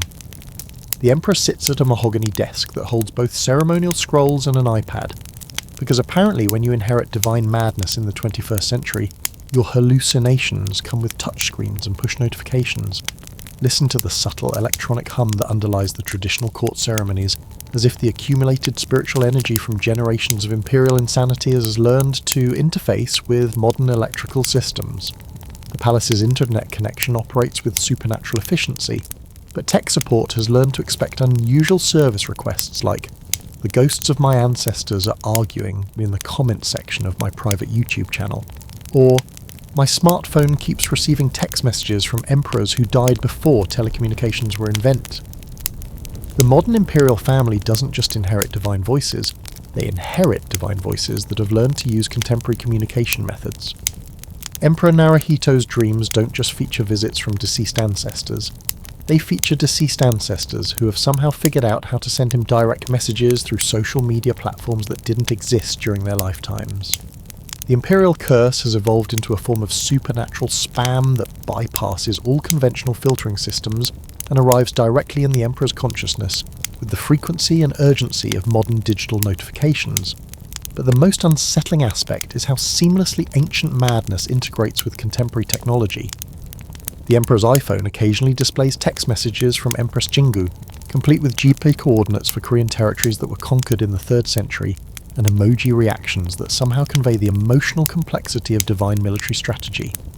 His fitness tracker monitors not just his physical activity, but also his supernatural encounters, recording steps taken in the spiritual realm and calories burned while channeling ancestral wisdom. What you're witnessing is the complete digitization of imperial psychological dysfunction. The curse hasn't just persisted, it's learned to exploit modern technology to achieve levels of psychological penetration that medieval demons could only dream about. It's like watching ancient malevolent spirits discover that human consciousness now comes with multiple input channels that can be hacked simultaneously for maximum psychological disruption. The imperial family's relationship with social media reveals how the curse adapts to contemporary forms of public interaction. The Emperor's official Twitter account occasionally posts updates that sound like they were written by someone from the Heian period who has strong opinions about hashtag etiquette. Contemplating the impermanence of viral content while cherry blossoms remind us that all engagement metrics are illusory and blessed to imperial existential crisis. The tweet receives thousands of likes from users who assume it's either very deep or very weird, not realizing they're participating in a 1,000-year-old conversation about the psychological costs of inherited divine authority. You can almost feel the electromagnetic field distortions that occur when centuries of accumulated spiritual energy interact with modern electronic devices. The Palace Wi-Fi network experiences unexplained bandwidth usage from devices that aren't connected to any earthly internet service provider. Security cameras occasionally record footage of previous emperors walking through corridors, but only the digital recordings capture these images. Human observers see empty hallways while the electronic systems document supernatural activity with the dispassionate accuracy of machines that lack the psychological defenses necessary to ignore paranormal phenomena. The curse's adaptation to modern life creates new categories of imperial responsibility. The Emperor must manage not just traditional ceremonial duties, but also the social media presence of deceased ancestors who have learned to create posthumous accounts and share their opinions about contemporary politics using communication styles that died centuries ago. The Imperial Household Agency now includes a Department of Digital Supernatural Relations, staffed by IT specialists who combine traditional psychiatric training with advanced computer science degrees and an unsettling familiarity with both ancient Japanese history and contemporary cybersecurity protocols. The most disturbing development is how the curse learns from modern psychology and incorporates contemporary therapeutic concepts into its operational methodology. The imperial family doesn't just inherit ancient forms of madness, They inherit ancient forms of madness that have been studying modern mental health research and have upgraded their psychological attack strategies accordingly.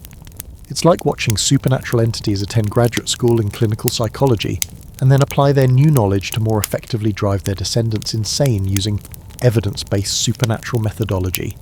The Emperor's therapy sessions become surreal encounters where modern psychiatric treatment intersects with supernatural family dynamics spanning over a millennium. The therapist attempts to address contemporary stress management, while the patient's anxiety disorders are being actively exacerbated by deceased emperors who materialize during sessions to provide conflicting advice about medication, breathing exercises, and the proper spiritual techniques for managing divine authority in a constitutional monarchy where actual political power is limited, but supernatural responsibility remains absolute. You're staring at the screen of a smartphone that belongs to Crown Prince Akishino, watching in real time as his Instagram account publishes content that he definitely didn't create, hasn't approved, and doesn't understand.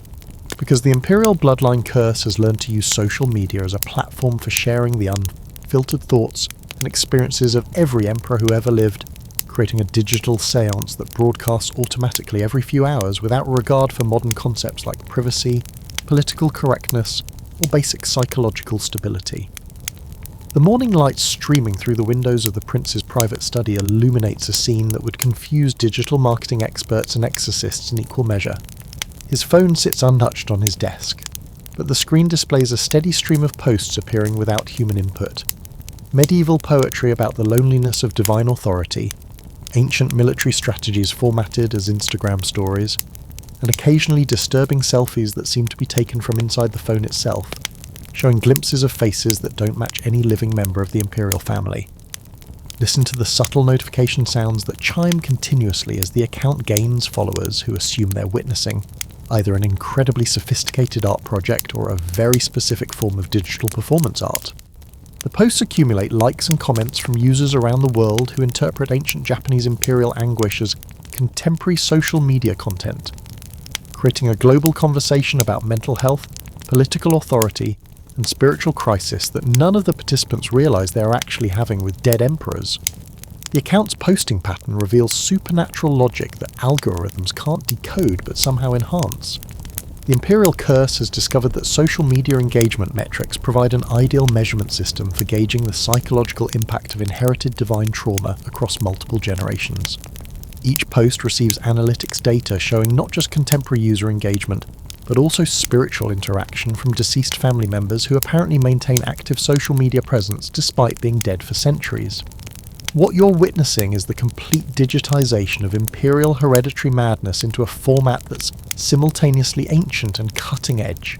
The curse hasn't just adapted to modern technology, it's discovered that social media platforms provide the perfect infrastructure for broadcasting psychological dysfunction to global audiences who mistake supernatural mental illness for influencer content. It's like watching a 1,000-year-old spiritual epidemic learn to go viral. The content itself defies every social media best practice, while somehow achieving massive engagement. One post consists entirely of a single kanji character repeated 847 times, representing the number of people Emperor Jimmu killed during his initial conquest campaign. But followers interpret it as minimalist digital art commenting on repetition and meaning in contemporary culture. Another post is a 15-minute video filmed from inside what appears to be a burial mound, featuring audio commentary from Emperor Go-Daigo explaining his confusion about whether dead emperors can create TikTok content from beyond the grave. The comment sections become supernatural discussion forums where living users unknowingly respond to posts created by deceased emperors, resulting in conversations that span centuries and bridge the gap between contemporary social anxiety and ancient imperial psychological trauma. A user commenting, "This speaks to me," on a post about the spiritual weight of inherited divine authority, receives responses from other users who don't realize they're participating in a therapy session for problems that began in the 3rd century and have been compounding across generations. You can almost feel the electromagnetic confusion as the phone's artificial intelligence attempts to categorize content that doesn't fit any existing algorithmic framework. The device's machine learning systems struggle to analyze posts created by supernatural entities who predate the invention of writing systems, creating feedback loops that cause the phone to occasionally display error messages in archaic Japanese dialects that haven't been used for 800 years. The account's influence extends beyond entertainment into accidental social impact. Posts about the psychological costs of inherited authority resonate with users dealing with family trauma, generational poverty, and cultural displacement. Ancient imperial wisdom about managing impossible responsibilities accidentally provides therapeutic value to contemporary followers who interpret supernatural advice as life coaching from someone who has very unusual but surprisingly relevant experience with stress management under extreme circumstances. But the most unsettling aspect is how the account learns from user interaction and evolves its content strategy accordingly. The Imperial Curse studies engagement analytics and discovers which types of posts receive the most positive response, then produces more content along those lines. Dead emperors are essentially crowdsourcing their posthumous mental health recovery by monitoring social media metrics that provide feedback about which aspects of their psychological dysfunction translate most effectively into contemporary therapeutic content. The Crown Prince himself becomes a passive observer of his own social media presence, scrolling through posts he didn't write that somehow perfectly capture his internal emotional state. The account functions as an external manifestation of his inherited psychological condition, broadcasting the contents of his unconscious mind while simultaneously providing a platform for family therapy sessions involving relatives who died before psychotherapy was invented, but have somehow learned to communicate through Instagram's interface. The situation creates new categories of digital privacy concerns that tech companies haven't anticipated. How do you report an account for posting without authorization when the unauthorized posts are being created by supernatural entities who technically have legitimate family access to the account holder's genetic information? The Imperial Household Agency develops new media management protocols that combine traditional public relations strategies with paranormal investigation techniques and advanced cybersecurity measures designed to protect against both human hackers and posthumous imperial interference. You're sitting in a modern psychiatric office in Tokyo watching Dr. Yamamoto, one of Japan's most experienced clinical psychologists, slowly realise that her latest patient isn't just dealing with typical inherited trauma, but with actual inherited supernatural trauma that includes active participation from deceased family members who materialise during therapy sessions to provide contradictory mental health advice based on centuries of accumulated imperial psychological dysfunction. The afternoon sun filters through the office's minimalist windows, illuminating a space designed for contemporary therapeutic practice but increasingly occupied by transparent figures wearing ancient court robes who interrupt treatment sessions to debate whether modern psychiatric medications interfere with divine communication or enhance the ability to channel ancestral wisdom. Dr. Yamamoto's carefully arranged diplomas hang on the wall next to what appears to be a medieval emperor taking notes on her therapeutic methodology, using a writing implement that doesn't exist in the physical realm.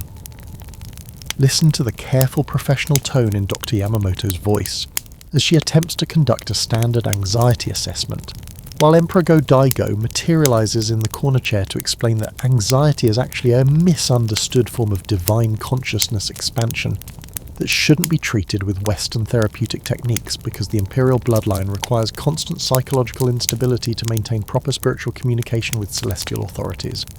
Her pen hovers over her notepad as she tries to determine whether she should document this as patient hallucination or supernatural consultation. The therapy session becomes a multi-layered conversation involving the current emperor, his deceased ancestors, and a psychologist who gradually discovers that her professional training didn't include protocols for treating patients whose mental health issues are being actively managed by family members who died before modern psychology was invented, but have strong opinions about cognitive behavioral therapy techniques. It's like watching a treatment planning meeting where half the participants exist in different dimensions, but everyone wants to contribute to the healing process. What you're witnessing is the collision between contemporary mental health treatment and supernatural family dynamics that operate according to psychological principles predating modern therapeutic understanding by several centuries. Dr. Yamamoto doesn't just need to help her patient manage inherited trauma, she needs to facilitate a family therapy session involving relatives who exist across multiple temporal dimensions and have conflicting ideas about whether healing requires embracing divine madness or transcending it entirely. The most challenging aspect isn't the supernatural manifestations, it's the fact that the deceased emperors often provide genuinely helpful insights about psychological patterns that have been repeating across generations. Emperor Nintoku offers surprisingly sophisticated analysis of how multiple personality integration might work when the multiple personalities are actually separate historical individuals sharing the same contemporary nervous system. Empress Jingu provides strategic thinking frameworks for managing anxiety that sound like military planning but prove remarkably effective for contemporary stress management. Dr. Yamamoto finds herself taking notes on therapeutic interventions suggested by deceased emperors who somehow understand contemporary psychology better than her graduate school professors. Emperor Go-Toba materializes to explain that cognitive behavioral therapy works best when combined with traditional meditation techniques that he learned during his political exile in the 13th century, but updated for modern anxiety disorders that didn't exist when Buddhist monks were the only mental health professionals available. You can almost smell the philosophical confusion mixing with lavender essential oil as Dr. Yamamoto realizes she's conducting the first therapy session in history, where the treatment team includes both living mental health professionals and dead imperial family members who provide consultation services from beyond the grave. Her carefully structured treatment plan becomes a collaborative document involving input from psychological experts separated by 8 centuries but united by their shared interest in helping the current emperor manage inherited trauma that spans multiple lifetimes. The session notes read like science fiction written by someone with a clinical psychology degree. Patient reports anxiety about public appearances. Deceased ancestor Emperor Camus suggests this relates to generational fear of assassination. Recommends exposure therapy combined with traditional bodyguard protocols. Patient's great-great-grandmother Empress Genmei appeared during discussion to clarify that imperial social anxiety often improves when supplemented with proper spiritual purification rituals. Recommend integration of ancient and modern therapeutic approaches. But the most unsettling development occurs when Dr. Yamamoto begins experiencing supernatural encounters in her own life. The imperial curse apparently spreads through therapeutic contact, causing her to receive dream visits from previous emperors who want to discuss her treatment methodology and suggest improvements to her clinical approach. She wakes up with detailed notes written in her own handwriting about psychological techniques that weren't covered in her training, but somehow address therapeutic challenges she's been struggling with for years.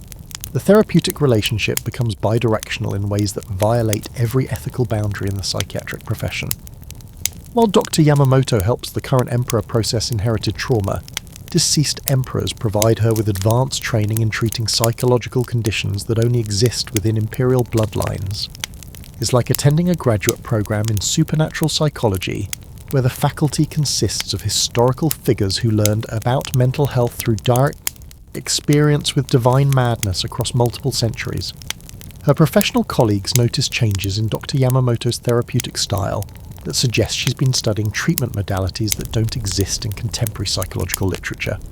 Her case presentations include references to ancestral integration therapy and hereditary trauma processing techniques that sound completely legitimate but can't be found in any psychiatric journal.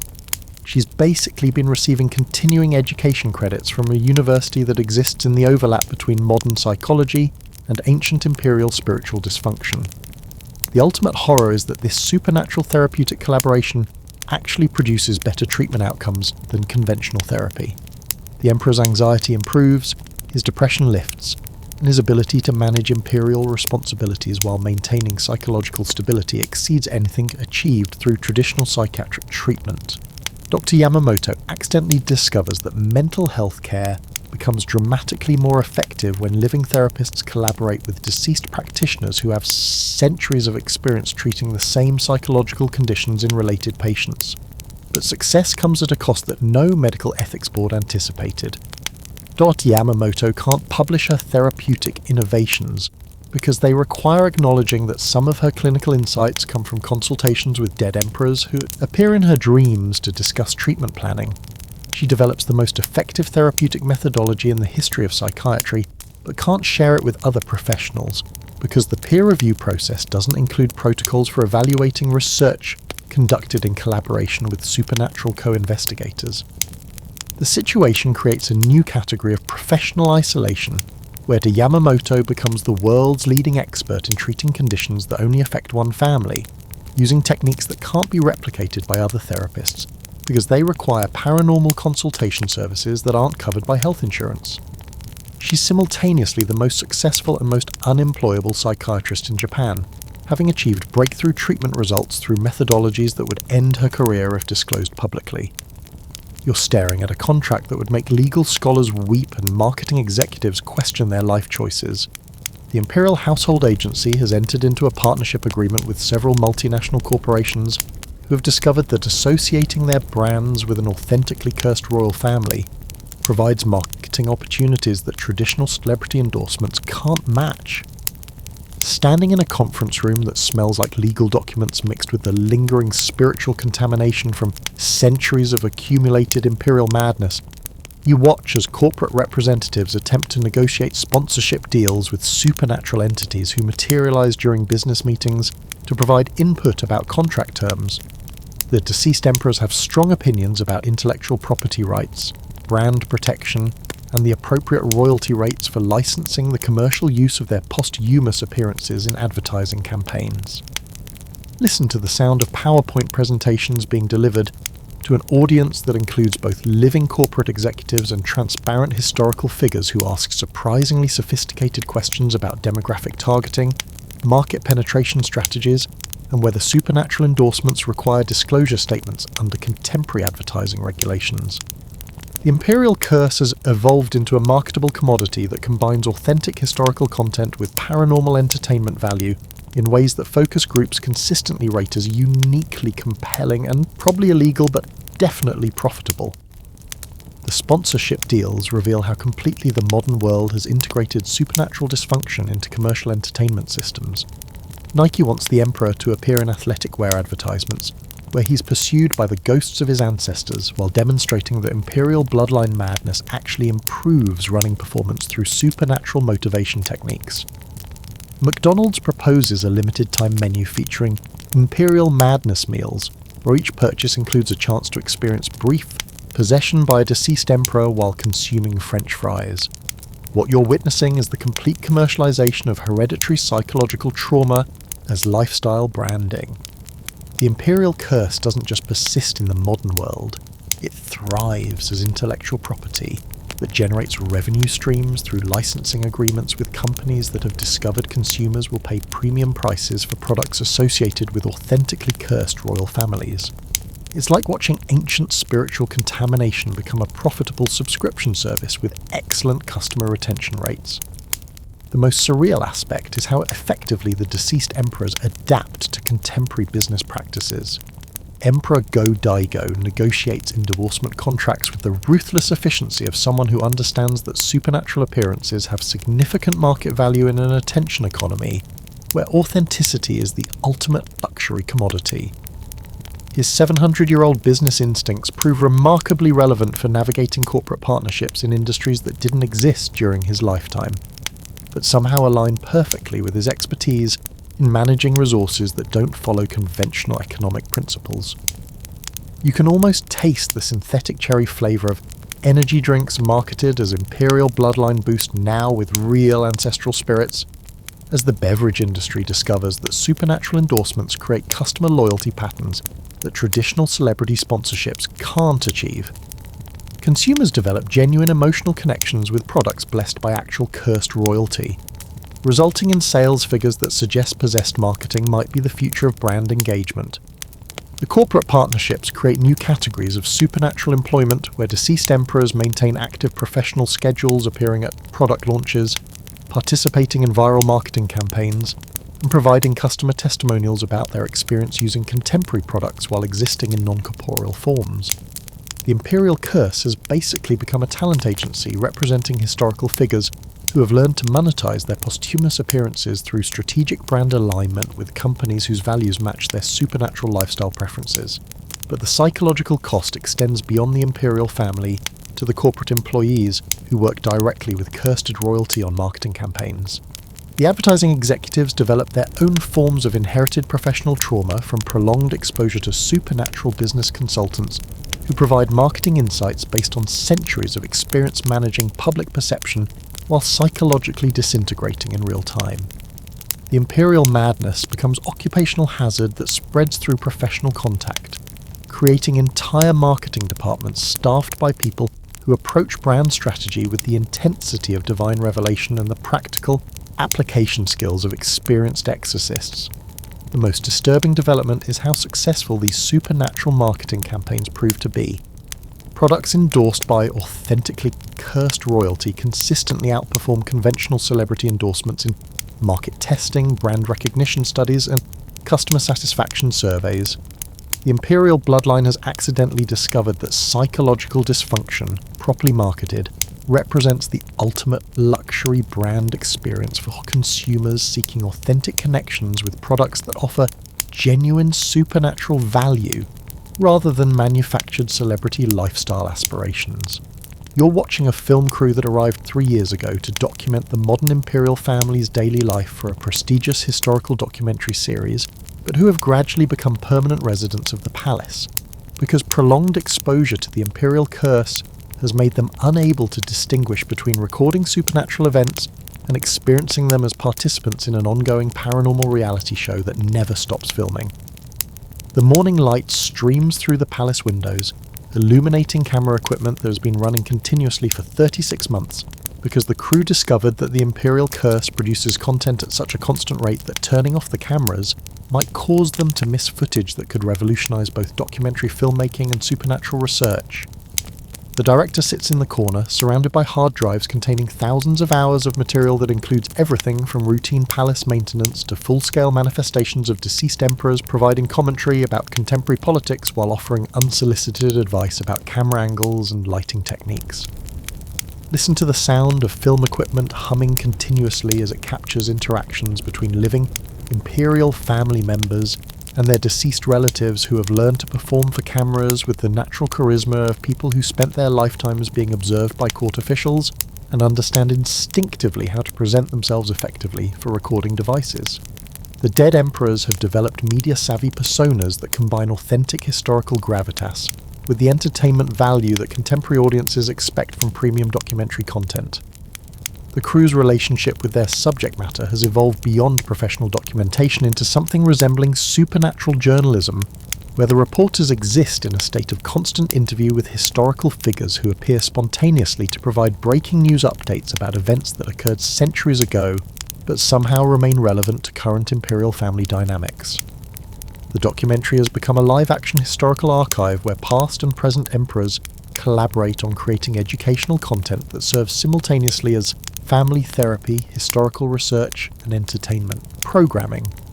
What you're witnessing is the complete integration of documentary filmmaking with paranormal investigation as a form of immersive journalism that requires the reporters to experience supernatural events directly in order to capture footage that accurately represents the psychological reality of inherited divine madness. The film crew doesn't just document the Imperial curse, they become part of it, developing their own supernatural symptoms that improve their ability to perceive and record phenomena that would be invisible to psychologically normal camera operators. The footage itself defies conventional documentary categories because it includes material that exists in the intersection between objective historical documentation and subjective supernatural experience. The cameras capture conversations between living and dead emperors with equal clarity, record architectural changes that occur when ancestral spirits renovate palace spaces during nighttime manifestations, and document therapeutic breakthroughs that happen when contemporary psychology intersects with ancient imperial wisdom in ways that produce measurable improvements in family mental health patterns. You can almost smell the ozone from electronic equipment that has been modified to record supernatural phenomena using technical specifications developed through trial and error collaboration between professional cinematographers and deceased emperors who provide feedback about optimal camera positioning for capturing paranormal events. The crew has basically invented a new form of documentary technologies that combines traditional filmmaking equipment with supernatural detection systems that allow them to record events occurring across multiple temporal dimensions simultaneously. The most unsettling aspect is how the documentary crew's extended residency has transformed them into unofficial members of the Imperial household who participate in family activities while maintaining their professional roles as objective observers. They attend imperial ceremonies as both journalists and participants, conduct interviews with dead emperors while receiving personal advice about their own career development, and create educational content about imperial history while experiencing that history directly through supernatural encounters that blur the boundaries between professional documentation and personal involvement. The project has expanded beyond its original documentary scope into something resembling anthropological field research, conducted by investigators who have gone native in a culture that exists partially in the contemporary world, and partially in multiple historical periods simultaneously. The crew's field notes read like academic research papers written by people who have developed emotional relationships with their research subjects across several centuries of shared psychological experience. But the ultimate horror is that the documentary, when finally edited and released, becomes the most successful historical documentary in television history, precisely because the footage captures authentic supernatural events with the production values of professional filmmaking, and the emotional intimacy of people who have actually lived with their subjects for extended periods. The Imperial Curse has produced the ultimate reality television show, where the reality includes multiple historical periods. The television audience includes both living viewers and posthumous Imperial family members, and the show never ends because the content generates itself through ongoing supernatural family dynamics that create new material faster than human editors can process it into broadcast-ready programming. You're staring at a computer screen displaying the Wikipedia article for Imperial Japanese Bloodline Curse that appears to be editing itself in real time, with deceased emperors contributing citations, updating historical information, and engaging in edit wars with each other about the accuracy of events they personally experienced centuries ago, but remember differently due to the psychological distortions that occur when divine madness persists across multiple lifetimes. The page refreshes continuously as new information appears without human input. Footnotes that cite primary sources that don't exist in any earthly archive. Historical corrections written by people who are present during the events are being corrected. And disambiguation pages that help readers navigate between different versions of the same historical incident as experienced by various emperors, whose supernatural perspectives provide conflicting accounts of shared family trauma spanning over a millennium. Listen to the subtle electronic sounds of automatic notifications as the article's talk page fills with discussions between deceased emperors, debating the proper Wikipedia formatting for citations of supernatural experiences, arguing about neutral point of view policies when applied to historical events witnessed by biased participants, and attempting to resolve content disputes through collaborative editing processes that involve contributors who exist in different temporal dimensions but share login credentials through paranormal internet access. The revision history becomes a supernatural documentation system where each edit includes time-stamped contributions from Imperial family members who died centuries before computers were invented but have somehow learned to use contemporary digital platforms with the technical proficiency of experienced internet users. Emperor Go-Daigo consistently corrects grammatical errors and improves article organisation, while Empress Jingu specialises in adding military campaign details with the precision of someone who personally led the battles being described, but has learned to present historical information according to Wikipedia's standards for encyclopedic neutrality. What you're witnessing is the complete digitisation of Imperial family history as a collaborative online resource created by people who actually lived through the events being documented, but must present their personal experiences according to editorial guidelines designed for impersonal reference material.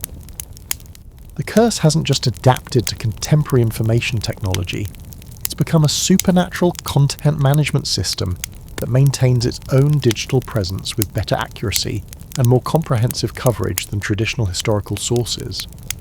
The most fascinating aspect is how the deceased emperors learned to navigate Wikipedia's community standards and content policies despite having no formal training in contemporary collaborative editing practices. They develop user profiles, participate in deletion discussions about articles they consider inaccurate, and contribute to wiki project pages dedicated to improving coverage of Japanese imperial history, with the insider knowledge that comes from being the actual historical figures being researched by contemporary academics who base their scholarship on sources that are less authoritative than the Wikipedia contributions being made by the people they're studying.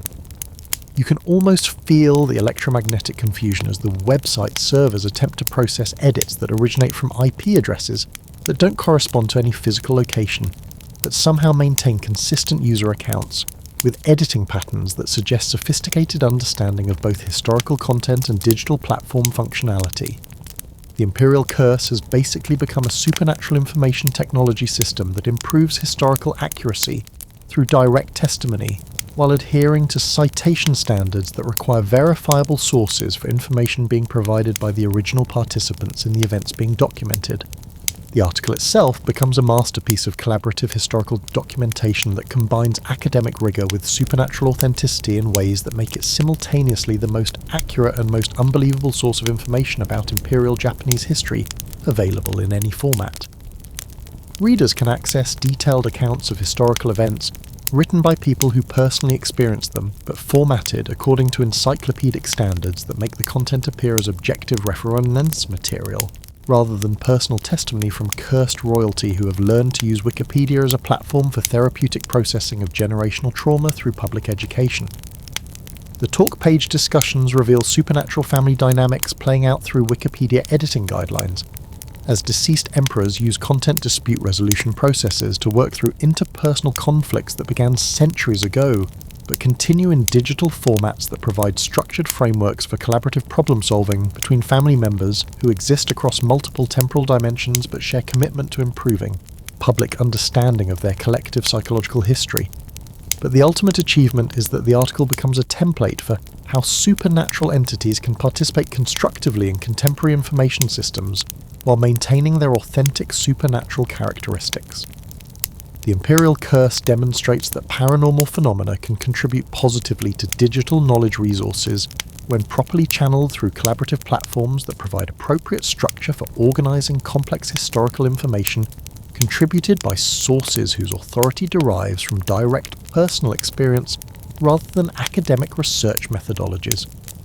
The Wikipedia page essentially becomes the Imperial family's final legacy, a comprehensive, continuously updated, collaboratively edited historical resource that transforms centuries of inherited psychological trauma into educational content that serves both therapeutic and informational purposes, while demonstrating that supernatural dysfunction, properly managed, can contribute meaningfully to human knowledge in ways that transcend the boundaries between paranormal experience and conventional scholarship. The curse writes its own ending, not through resolution or cure, but through transformation into a form of supernatural public service that converts inherited madness into publicly accessible historical education, proving that even the most destructive psychological patterns can evolve into constructive social contributions when provided with appropriate technological platforms for expression and community engagement standards that channel supernatural energy toward beneficial outcomes rather than destructive psychological repetition. In the end, the Imperial Bloodline Curse achieves immortality not through continued psychological torment, but through its evolution into a sustainable supernatural information system that serves educational purposes while providing therapeutic benefits to both the cursed family members and the broader community that benefits from access to historical knowledge contributed by sources whose authenticity derives from their direct participation in the events being documented rather than their academic credentials or research methodologies. The final Wikipedia edit appears at exactly midnight on a New Year's Day, 225. Article completion status, ongoing. Contributors, all deceased Japanese emperors, one living emperor, one documentary film crew, one therapist, approximately 847 court officials deceased, and the internet. Last updated, continuously sources, primary experience, secondary trauma, tertiary academic research, and whatever that thing is that keeps typing in the comments section. Accuracy rating, 100% authentic supernatural experience, 0% verifiable by conventional historical methodology. Reader discretion advised for anyone with family history of inherited royal madness or susceptibility to Wikipedia editing addiction. The cursor blinks once, then blinks. Disappears. The page locks itself against further editing. In the Imperial Palace, everyone, living and dead, finally gets a good night's sleep.